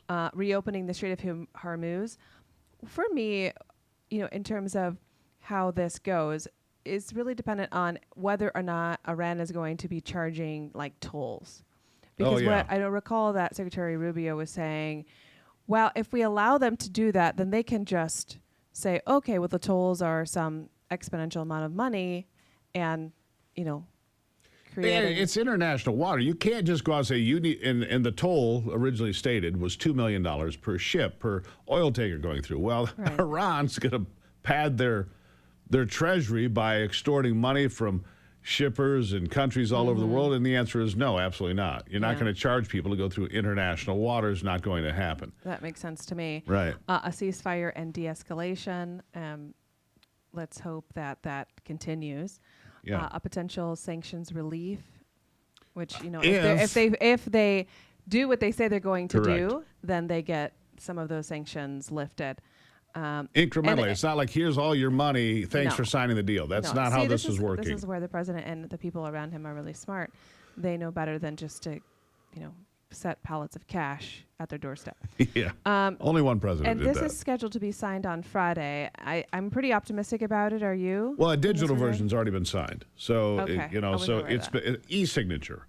Yeah, I just heard that a moment ago. E-signature's been signed, and so that's... e-signatures are legal in our world, right? So we're going to assume it's been signed that way. An official signing ceremony, I'm told, will take place in Switzerland come Friday the 19th. How funny. Okay. Also, did you hear or read anything about this FBI terror plot? I just saw that. The UFC 250 Tell the event? folks. So the FBI stopped a terror plot involving as many as 24 perpetrators to attack Sunday's UFC 250 fight at the White House. They were going to use explosive-laden drones, and as people fled the scene, they were going to use snipers to shoot people. At least 5 people have been arrested, and agents are working to identify as many as 18 others who appeared to be involved in the planning on encrypted chats, communicating with the alleged plotters. And this is what Patel had said on June 10th. FBI and our law enforcement partners became aware of a potential threat to the UFC America 250 event in D.C. involving individuals outside of the National Capital Region. And thanks to the rapid action of the FBI, our partners, and the DOJ in a multi-state operation, multiple individuals are now in custody, and allegedly planned attacks were stopped cold. Thank the Lord for our...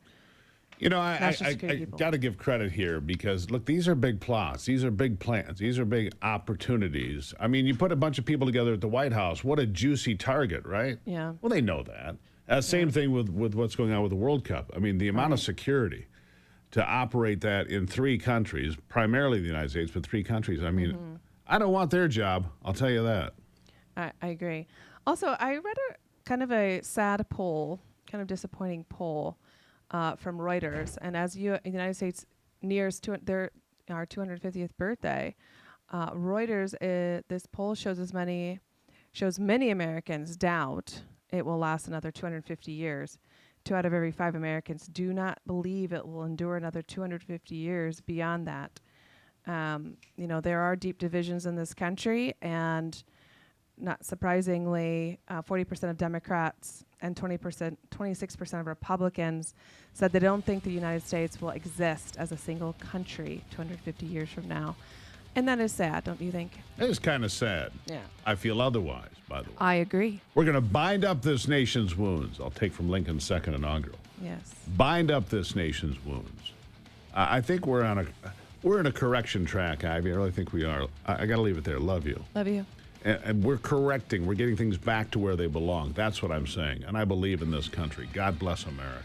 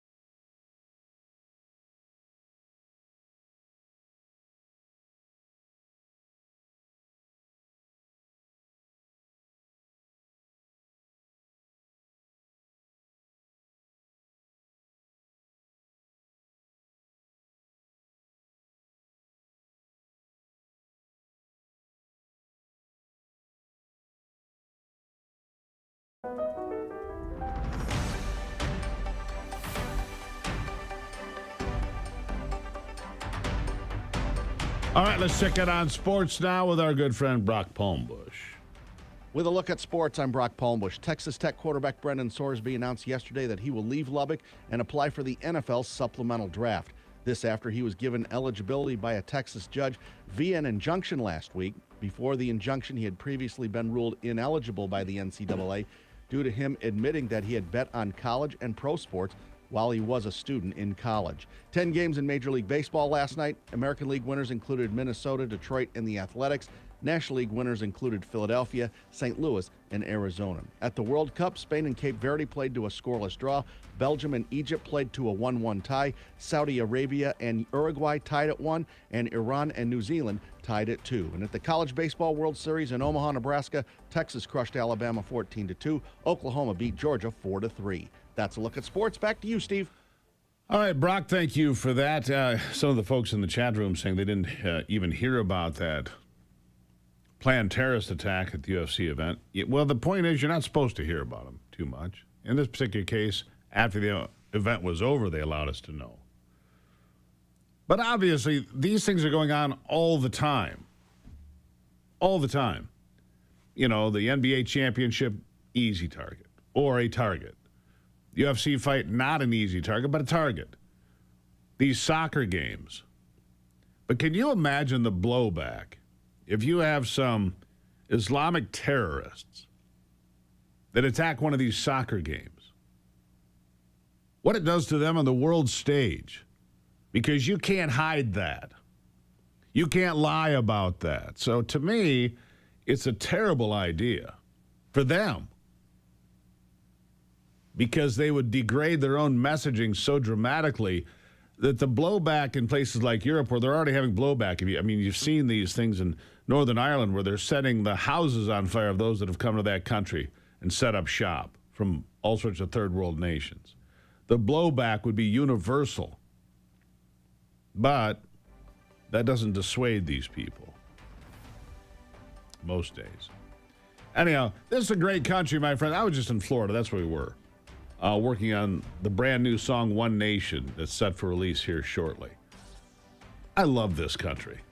I love this country. From Florida to Michigan to Montana, all of it. God bless America. We have more coming up.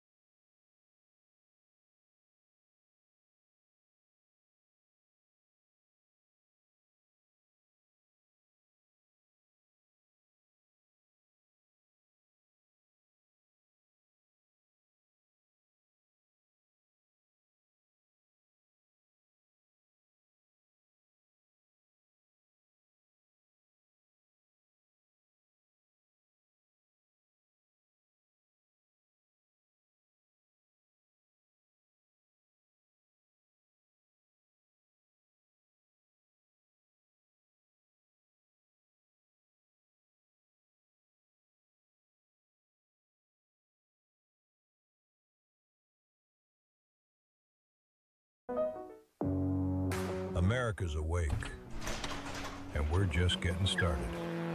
The headlines that matter, the stories they won't tell you, and the voices fighting to be heard. This is your country, your morning, your daybreak with Steve and Ivy Gruber. A new hour starts right now. All right, welcome to it. Glad to have you on board as we jump right back into this conversation. A lot going on. Here are three big things you need to know this hour as we fight for you from the Foxhole of Freedom. Number one, President Trump warning France in an exclusive interview with the New York Post. They will kill the tech tax, or they will get 100% wine tariffs. Number two, the Iran peace deal complete. Trump telling Putin he can help end the conflict there. We'll see how that plays out. But number three, I want to talk about the blue wave. The blue wave, Democrats have this idea. They're just going to have this giant blue wave, but the numbers do not bear it out. The numbers do not bear it out. And how do I know? Well, Harry Enten dug deep into it, and I'm going to go more into it. But I want you to hear, this is on CNN saying, gosh, pump the brakes, Democrats. Gas prices are falling. Oil prices are falling. Stock market's soaring. Jobs are up. The Iran war appears to be over. The border is secure. And what does that mean for the numbers going into the midterms for the Democrats? Here he is. I mean, just take a look here. Okay, this is Congress National June polls, Dem leads, and this is NBC News, midterm years with the GOP press. Look at this.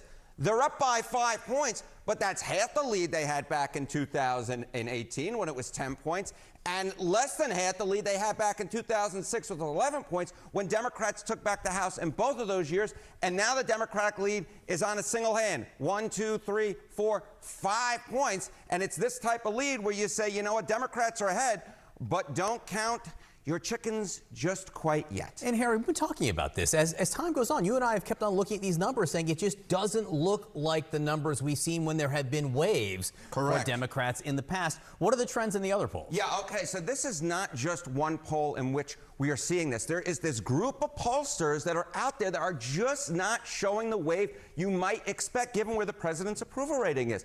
Okay, what are we talking about? We're talking about NBC, Marquette University Law School, and Ipsos. Look at where they were January and February, and look at where they are May and June. NBC, down a point. MU Law, down 3 points. Ipsos, basically staying the same. So the Democrats hold these leads, but again, you have this group of pollsters that are out there where this lead, simply put, is not matching what you might expect if you're expecting a Democratic wave. And that's sort of in a vacuum. What about in a year? Yeah. So if you go to the polls, and the reason I say this to you, Democrats need a big lead, right? They need a big lead to win in November. They don't have it. They simply do not have it. The congressional vote, let me give it to you. Reuters +3, Economist YouGov +4, RMG Research +4, NBC News +5. They're all single digits. Forbes Harris X +1, Harvard Harris +4. The Republicans, as a general rule, consistently outperform the polling. They outperform the polling. So this puts the Democrats in a very difficult position. And look, with the end of the war, which they kept saying, oh, it's going to be a forever war, it's going to be a quagmire, it's going to be 100 different things. Oil is at $78, on its way down to $77 today. Right? Dow futures are up. Gasoline down just a couple of cents. But watch gasoline prices continue to go down, down, down. Under $3 in a variety of places today. Right? So the national gas average, 404. 404. A week ago, it was 416. A month ago, it was 451. I mean, we're down almost 50 cents a gallon in a month. That helps people. They notice that. People going to work every day. Right? People get it. And this is a 60-day period here. And I'll make a prediction for you. We're not going back to war with Iran. We're not. Even if at the end of that 60 days they don't have a deal, Donald Trump will extend it again. He'll extend it through the midterms. We're not going back to war with Iran prior to the midterms. That I can guarantee you. The hostilities with Iran are over unless something really out of the ordinary happens, like an American ship gets hit or a helicopter gets shot down and people are killed. Other than that, we are not going back to war with Iran. The Strait of Hormuz will remain open. The oil coming out of there will continue, although we have learned now the amount of oil coming out of the Middle East was not reduced as far as we have been told because alternative routes were found. Trucking, pipelines across Saudi Arabia, other pipelines functioning in the Middle East, pushed that oil to the Red Sea and other outlets to keep the oil moving. Meanwhile, the Western Hemisphere producing almost 15 million barrels a day. Venezuela increasing its output every single day. Brazil increasing output every single day. What's happening here, my friends, is this. Donald Trump is resetting the global energy markets in real time. He's done it in a year and a half. It's a remarkable thing. It really is. Resetting the global energy markets in a year and a half so that OPEC and the Middle East become less and less relevant. Sure, Saudi Arabia will continue to sell oil, so will Iran, so will Qatar, so will the UAE, but they're not going to hold the world hostage to energy anymore. Those days are over. Partway through Donald Trump's second term, those days are over, I can assure you. And this is a strategy. People say, Trump doesn't have a plan. He doesn't have a plan? Well, the border's closed. The job numbers are exploding. The world energy markets have been reordered. World trade deals are being reordered. Canada, Mark Carney says they're going to ignore the United States and make their deals with the EU. Good luck with that. Good luck with that. Canada, you're America's biggest trading partner. But you know what? You need us a lot more than we need you. Make no mistake. So go ahead, puff your chest up, be somebody. Do your thing. I don't care. I don't care. I don't think Donald Trump cares either. Mark Carney is a globalist. And what's the word? Oh, yeah, twit. Mark Carney is a twit by any measure. A groundbreaking new study shows that there is a safe and inexpensive potential cancer treatment. It's a drug you know, it's ivermectin. The new study shows that individuals who took ivermectin, the parasite-fighting medication that gained fame during COVID, along with the drug mebendazole, saw remarkable results in battles with cancer. It's an incredibly promising study. Has many Americans like me wondering where to obtain U.S.-made ivermectin and mebendazole. That's where the Wellness Company, my good friends at the Wellness Company, come in. See and hear from their doctors all the time on this network. And you know that their products are the gold standard for keeping you and your family safe and healthy. The Wellness Company is making 100% American-made ivermectin and mebendazole available to my audience at incredibly affordable prices. So here's what you need to do. Go to twc.health/Gruber, twc.health/Gruber today. You'll save at least 10% using the promo code Gruber. You want ivermectin? You want mebendazole? You want a fighting chance? Here it is, twc.health/Gruber. I'll be right back.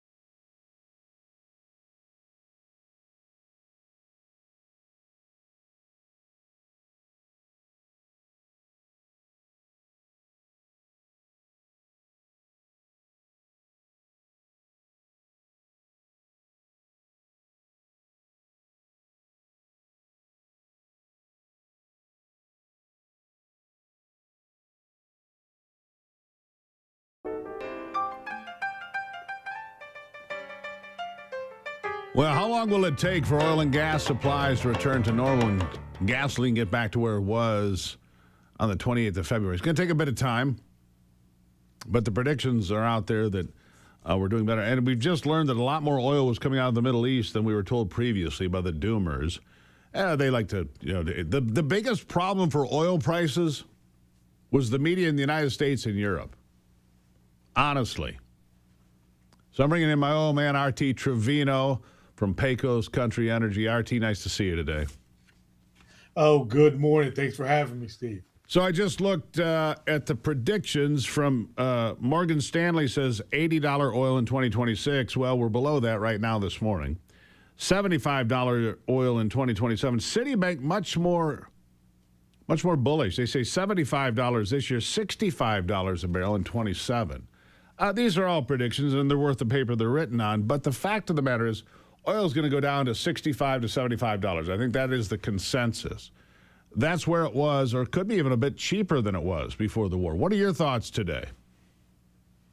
Well, I have to agree with you 100% that it's worth the paper that it's written on.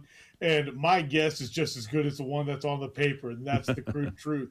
However, we do expect oil prices to come down. How low they're going to come down, everybody's, again, guess is as good as anybody else's. Right now, what I am watching, Steve, is actually the American supply. If you recall, last time I was on the show, there was a lot of gloom and doom about the supply. And right now we are watching how much crude oil is actually in places like Cushing's, Oklahoma, and other very important and strategic refineries across the United States. And that will tell us where the price of oil will be. But also, it won't happen overnight on these lower gasoline prices. Keep in mind that we do have tankers that are on their way here that have been traveling now for 2 and 3 weeks that were more at that $90 and $100 oil prices. So we will have to pay for that oil before we start receiving the newer oil that I do expect to be around $80.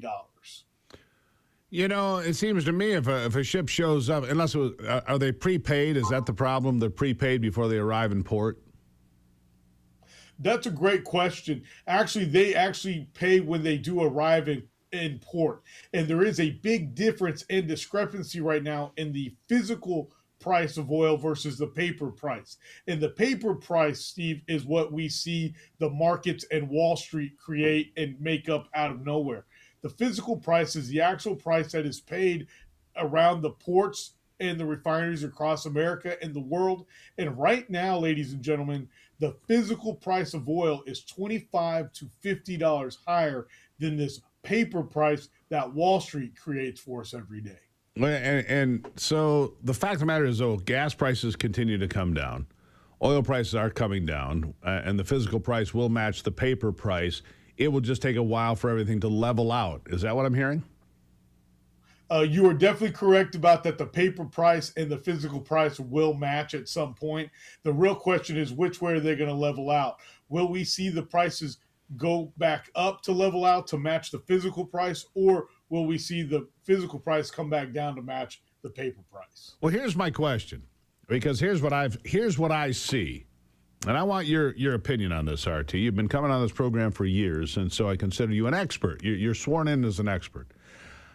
It seems to me that American oil production continues to increase.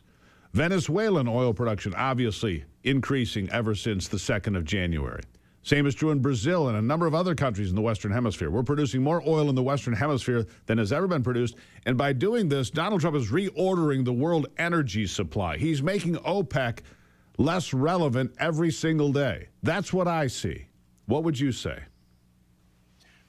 Yes, OPEC is definitely less relevant than it was even 3 months ago. Keep in mind the UAE has removed themselves from OPEC. And also keep in mind that this is huge, what I'm about to say, that the Strait of Hormuz will probably be obsolete in the next 5 years. Let me say that again. The Strait of Hormuz will probably be obsolete. Saudi Arabia has a pipeline that bypasses the Strait of Hormuz. Qatar is building a pipeline that will bypass the Strait of Hormuz. Iraq and the UAE are also working on deals to make sure that they can bypass the Strait of Hormuz, which also means that over the next 5 years, whether we have an agreement in place and a peace treaty with Iran or not, that the Strait of Hormuz will not be as strategic and important and be a true bottleneck as it has been for the last 50 years. So Trump wins. I mean, there it is. Trump wins, America wins, because you're talking about the Petro line, which runs across Saudi Arabia. That's one of the major oil pipelines. At maximum capacity, it can run 7 million barrels a day to the Red Sea. They don't have to go through the Strait of Hormuz. They go to the Red Sea on the other side of the country and ship the oil out anyway. So, I mean, that's the logistical infrastructure fact, isn't it? You are absolutely correct. And if this administration is able to remove the bully in some form or fashion from the Middle East, that will be a huge win for the United States, and it will continue to show how peace through strength only guides the United States. Yeah. RT, are you bullish in 26 and 27 then? I definitely think the new low will be somewhere between 75 and 85, so we're going to stick with $80 oil. Either way, investors and shareholders, like people that have invested in places like Pecos, Exxon, and all the majors, we should see a continued increase. And ladies and gentlemen, make no doubt about it, the prices are going down right now because of the uncertainty that was baked into the prices from the refineries all the way to Wall Street. So I do expect gasoline prices to come back down. I know here in the great state of Texas, we're already down right at $3 a gallon of gasoline. We'll take that. $78 a barrel right now. Yeah, we'll take $3 gas where I live right now. People will be very happy about that. I think it's going to be below $3 by Election Day, and that's a big deal. RT, always nice to see you, my friend. Thank you. Oh, thank you for having me. There you have it, RT Trevino. They're in Houston, Texas today, live on Daybreak. We'll take a break and be right back.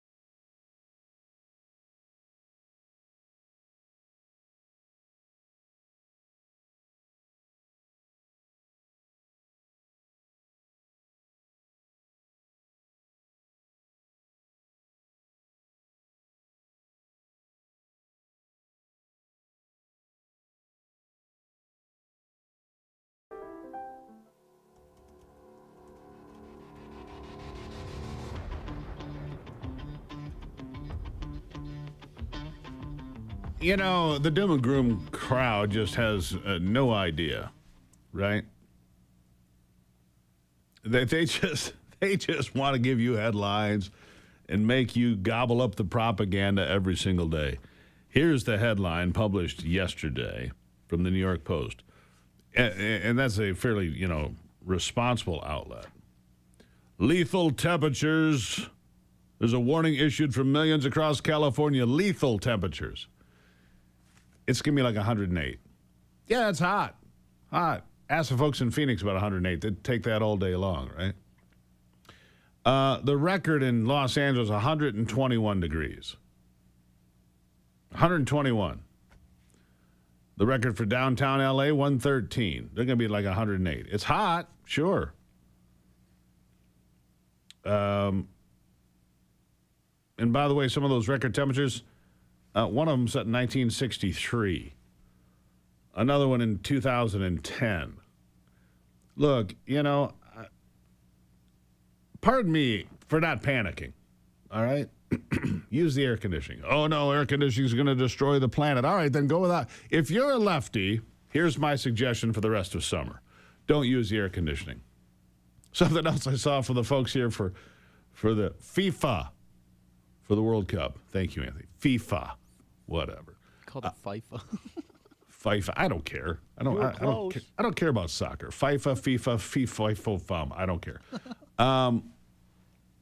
But these folks, one of the videos I saw were these 3 guys in like their Airbnb playing with the air conditioner, saying, "Oh my God, we can set it to 60." Yeah, if you're so inclined, you could set it to 60. You're not allowed to do that in Europe, you see. You know, in Switzerland, they don't have air conditioning unless you have a medical reason to have it. That's a fact. You can't even have air conditioning in Switzerland unless you have a medical note from your doctor to have it. We live in a great country. If you haven't figured it out, watch the videos of all the people celebrating Buc-ee's and Waffle House and air conditioning and our great national parks and everything else. What a country. I love America. I'll be right back.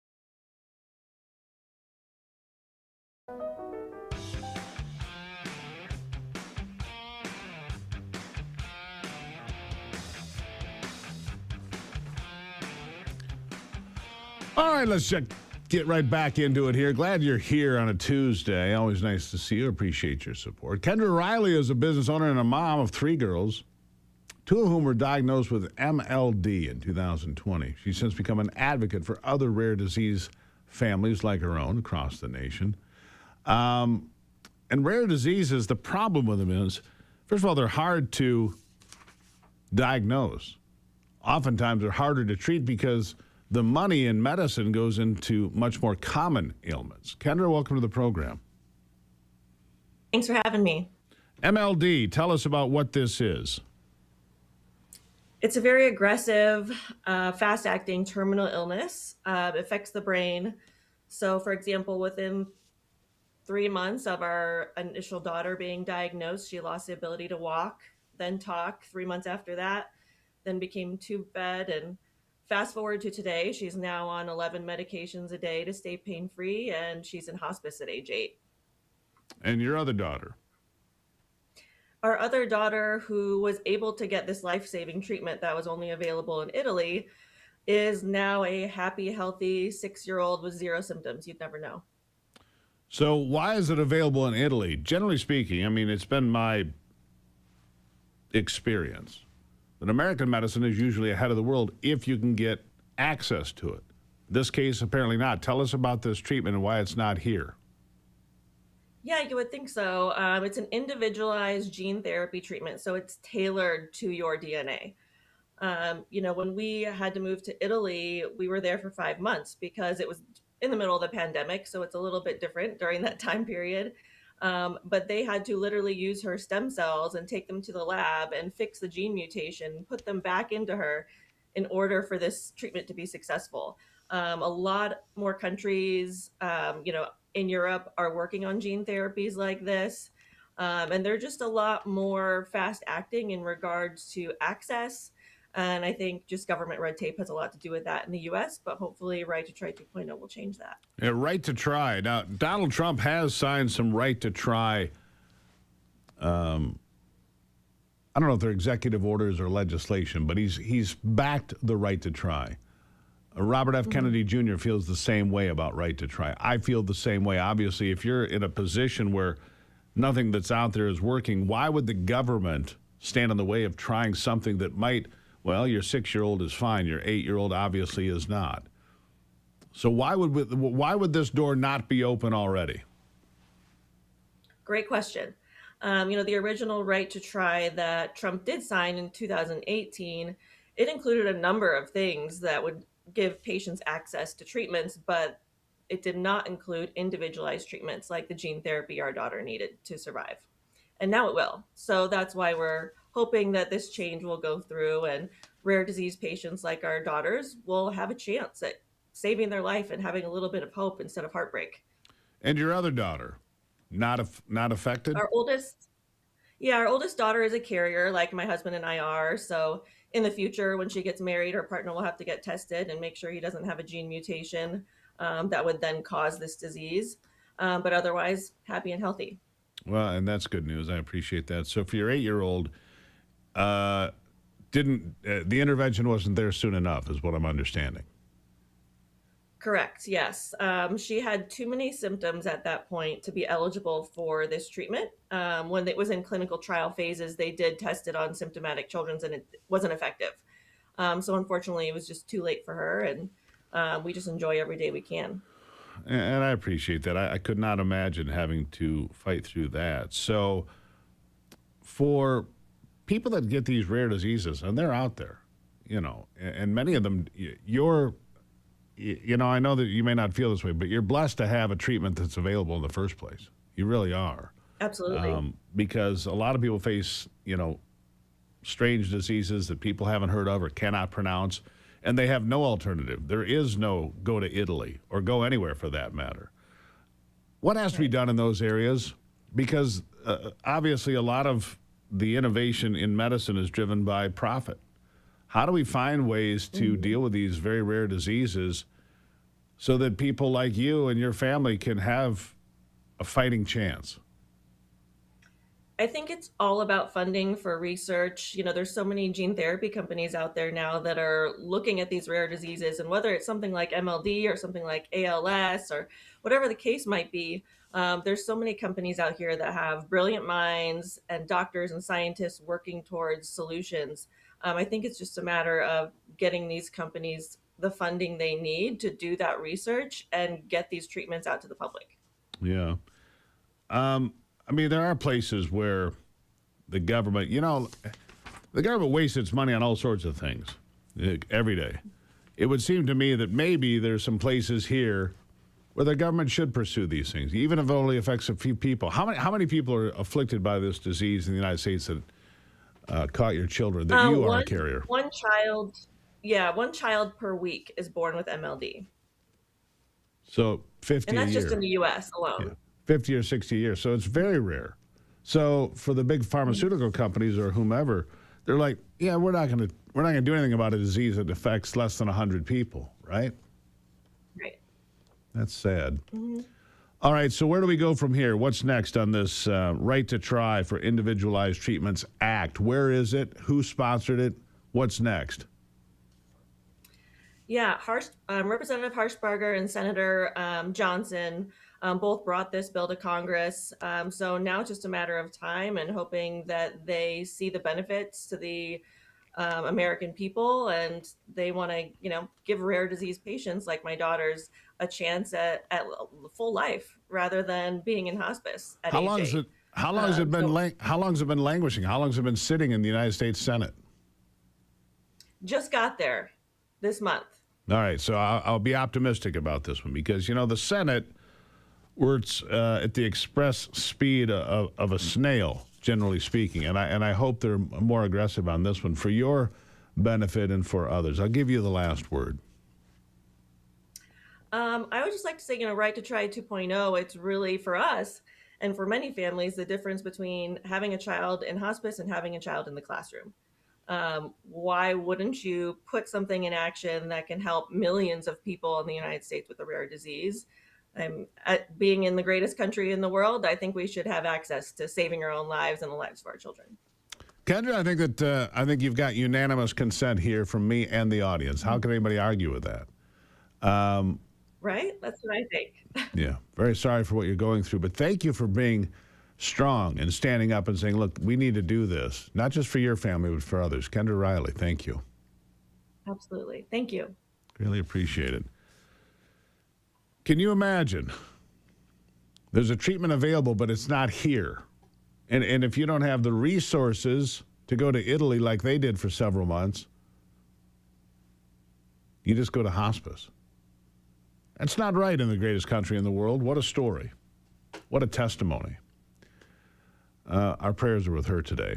An 8-year-old in hospice. Can you imagine the kind of pressure that is?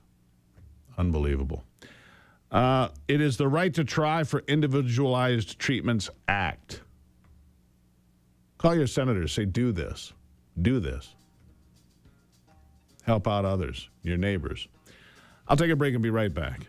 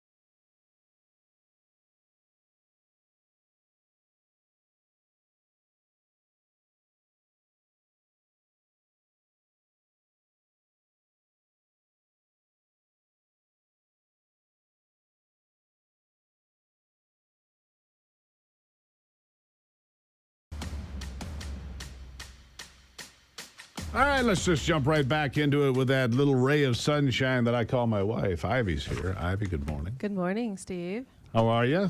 Excellent. How's Refreshed. How's your sunburn? It's pretty burned. I'm pretty burned. Yeah. My skin was like, "Hello, welcome back to Florida. You haven't seen me in a while," and I burnt to a crisp. Yeah, but you don't burn the way I do. If I burn, man, I'm incapacitated. You're like, yeah, I'm burned. It's burned pretty bad. Yeah, whatever. I mean, it's like you're like. In a couple days, it'll be nice and brown and be fine. There you go. I want to play something for you here.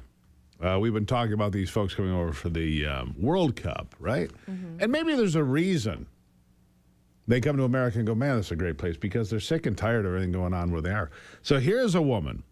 If you don't know this, the religion of Islam doesn't think that you should have dogs as pets. They don't think you should have a dog in the house. They'll use dogs for work and work only. It's a theological thing. Well, here's a woman in the UK suggesting that the English should get rid of their dogs, out of respect for the religion of Islam. You just got to hear it. Here it is. We've got a problem. Actually it's a lot about the national parks and getting people out there and making national parks for everybody. And one of the problems is dogs. And actually, this isn't just about the fact that a lot of Muslims find dogs very difficult. It is about people who do not know how to control their dogs. Why do Muslims find dogs difficult? Because a lot of they don't have dogs as pets. They have dogs as But that shouldn't stop other people taking their dogs to the country, because there are some people there who don't like dogs. But there are a lot of as we know, and hold that thought, there are guys. a lot of very badly behaved. What do you mean? Let me be clear about this. Not getting rid of my dog, and I'm guessing the people that listen and watch this program aren't getting rid of their dogs either, because your neighbor has some religious objection to you owning a pet. No. All right. Well, this is America. This comes down to a freedom of choice, right? Do I have the right to own a dog without facing pressure or criticism because someone else's religious beliefs discourage it? Yes, you do have that right. And too often, whether from Islamists or political activists, clearly like this woman, there is a demand not just for tolerance, but for compliance, conformity. Yeah, and the real question to me is, where should tolerance begin and end? And should tolerance require people to respect differing beliefs, or should it require them to change their unlawful behavior to satisfy those beliefs? May I answer? It makes no difference if you're a Christian. They can trample all over that. Right. If you're Jewish, they can trample all over that. If you're Muslim, no. We must conform immediately, because if not, you're an Islamophobe, which is completely false, of course. I'm not an Islamophobe. I don't fear Islam. But I'm not Islamic, and I'll have a dog if I so choose. And you know what? If I want to walk that dog at a public park or a national park or any place that it's legal, with or without a leash, depending on the leash laws in that place, that's what I'm going to do. Okay. And I'm not going to feel any pressure. If somebody comes up and yells at me for my dog, I don't care. Right. No, I agree. But I think a lot of people are feeling this sort of pressure, especially in Europe, where they have to conform to, Islamist rule. Food. To whatever the, Quran says how we should live. Right. Food is a thing that they're arguing over. No pork, no bacon, no. Look, I'm not giving up my dog. I'm not giving up bacon. Just so, and my dog's not giving up bacon either. There are, the reality is, I think if you go into a restaurant or if you go into a grocery store, there's all sorts of options, for those sorts of conditions. I mean, I know that kosher is very similar for Jewish folks. So it's not like... I have never seen Jewish people demand that I don't eat X, Y, or Z. No. They don't eat it, right? It'd be like a vegetarian. Oh, wait, they do that. Vegetarians demanding I don't eat meat. Oh, it's like that. Not all of them, but there is a bit of a radical side of that. Some people that are like, you shouldn't eat animals, and therefore, look, you have to conform to the way that I believe. Yeah. Let me stay with the pets for a second. See, I don't think a snake is a pet. Right? I don't. Come on now. I don't. I know Anthony has one. Right?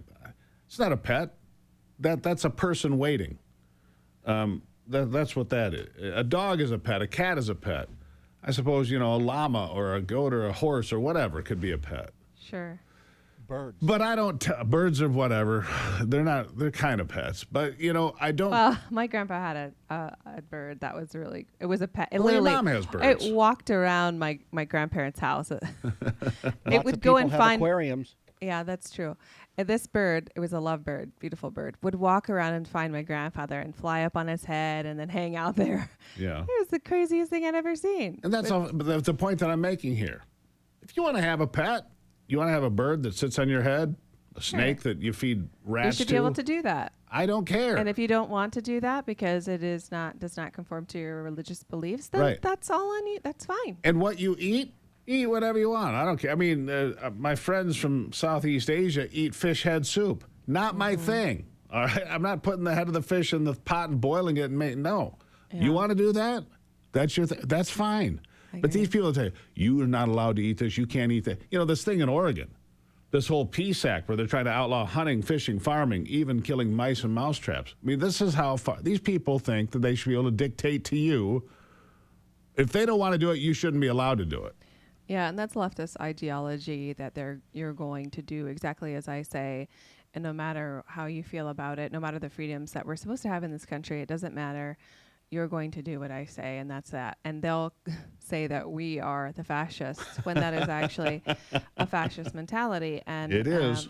When you hear things like that, and I told you about the poll earlier in people don't think Americans would be here, yeah. You hear things like that, and then you're like, well, if that sort of ideology continues to build in this country, we probably won't have an America that we're used to, because they'll just, squash any belief. You conform or you go away. What do you think? I think you're exactly right. Conform to our demands, or you are this phobia, that phobia. No. You're a freedom phobia. There must be a term for that, freedom phobia. At any rate, Ivy, love you. Love you, Steve. Yeah. I'm not getting rid of my dog or my bacon. Clear? Clear. I'll be back.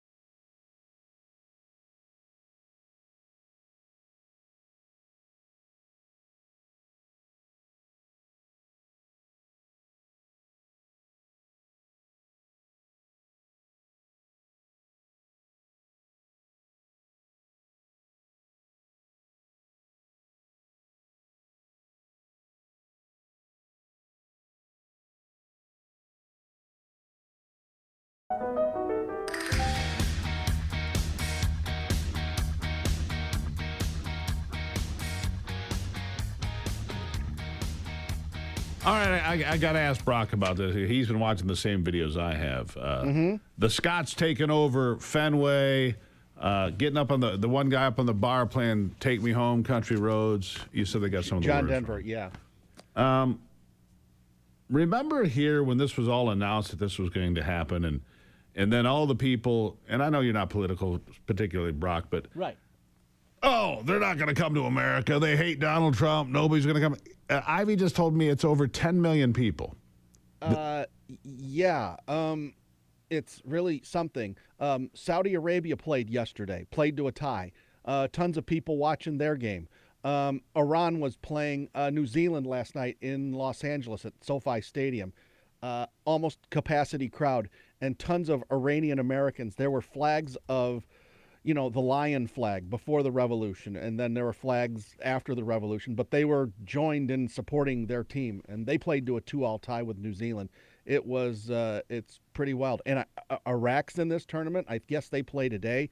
And who is it? Algeria? They play later tonight. So countries from the Arab world who qualified legitimately to get into the World Cup, they're here. And they're, like you talked about it earlier, people going to Waffle House and Buc-ee's and sampling American culture. Was it Cape Verde that tied Spain? Cape Verde, tremendous upset. They tied, but that was an upset in itself. Right. Spain's the European champions. They're one of the favorites to maybe win the World Cup. And Cape Verde tied them, scoreless draw in their first group match. It's like maybe the greatest athletic moment in the history of Cape Verde. Do they not go into overtime? No, they do that in the knockout rounds once we get out of the group stage. Yep. Not yet. Yep. But I watched most of that match, and it was wild. All right. Cape Verde. Scoreless tie. We win. It was just like a win for them. Well, some team lost to Germany 7-1. They said, and the lady she's asked, we won. Curacao. We won because we scored a goal. Yeah, Curacao scored a goal. They lost 7-1 to Germany, who's also one of the favorites. But scoring a goal in the first time they've ever made the World Cup, Curacao, that was a victory in itself. That's it. I'm out of time. Remember, only you can save America. We'll see you tomorrow on Daybreak.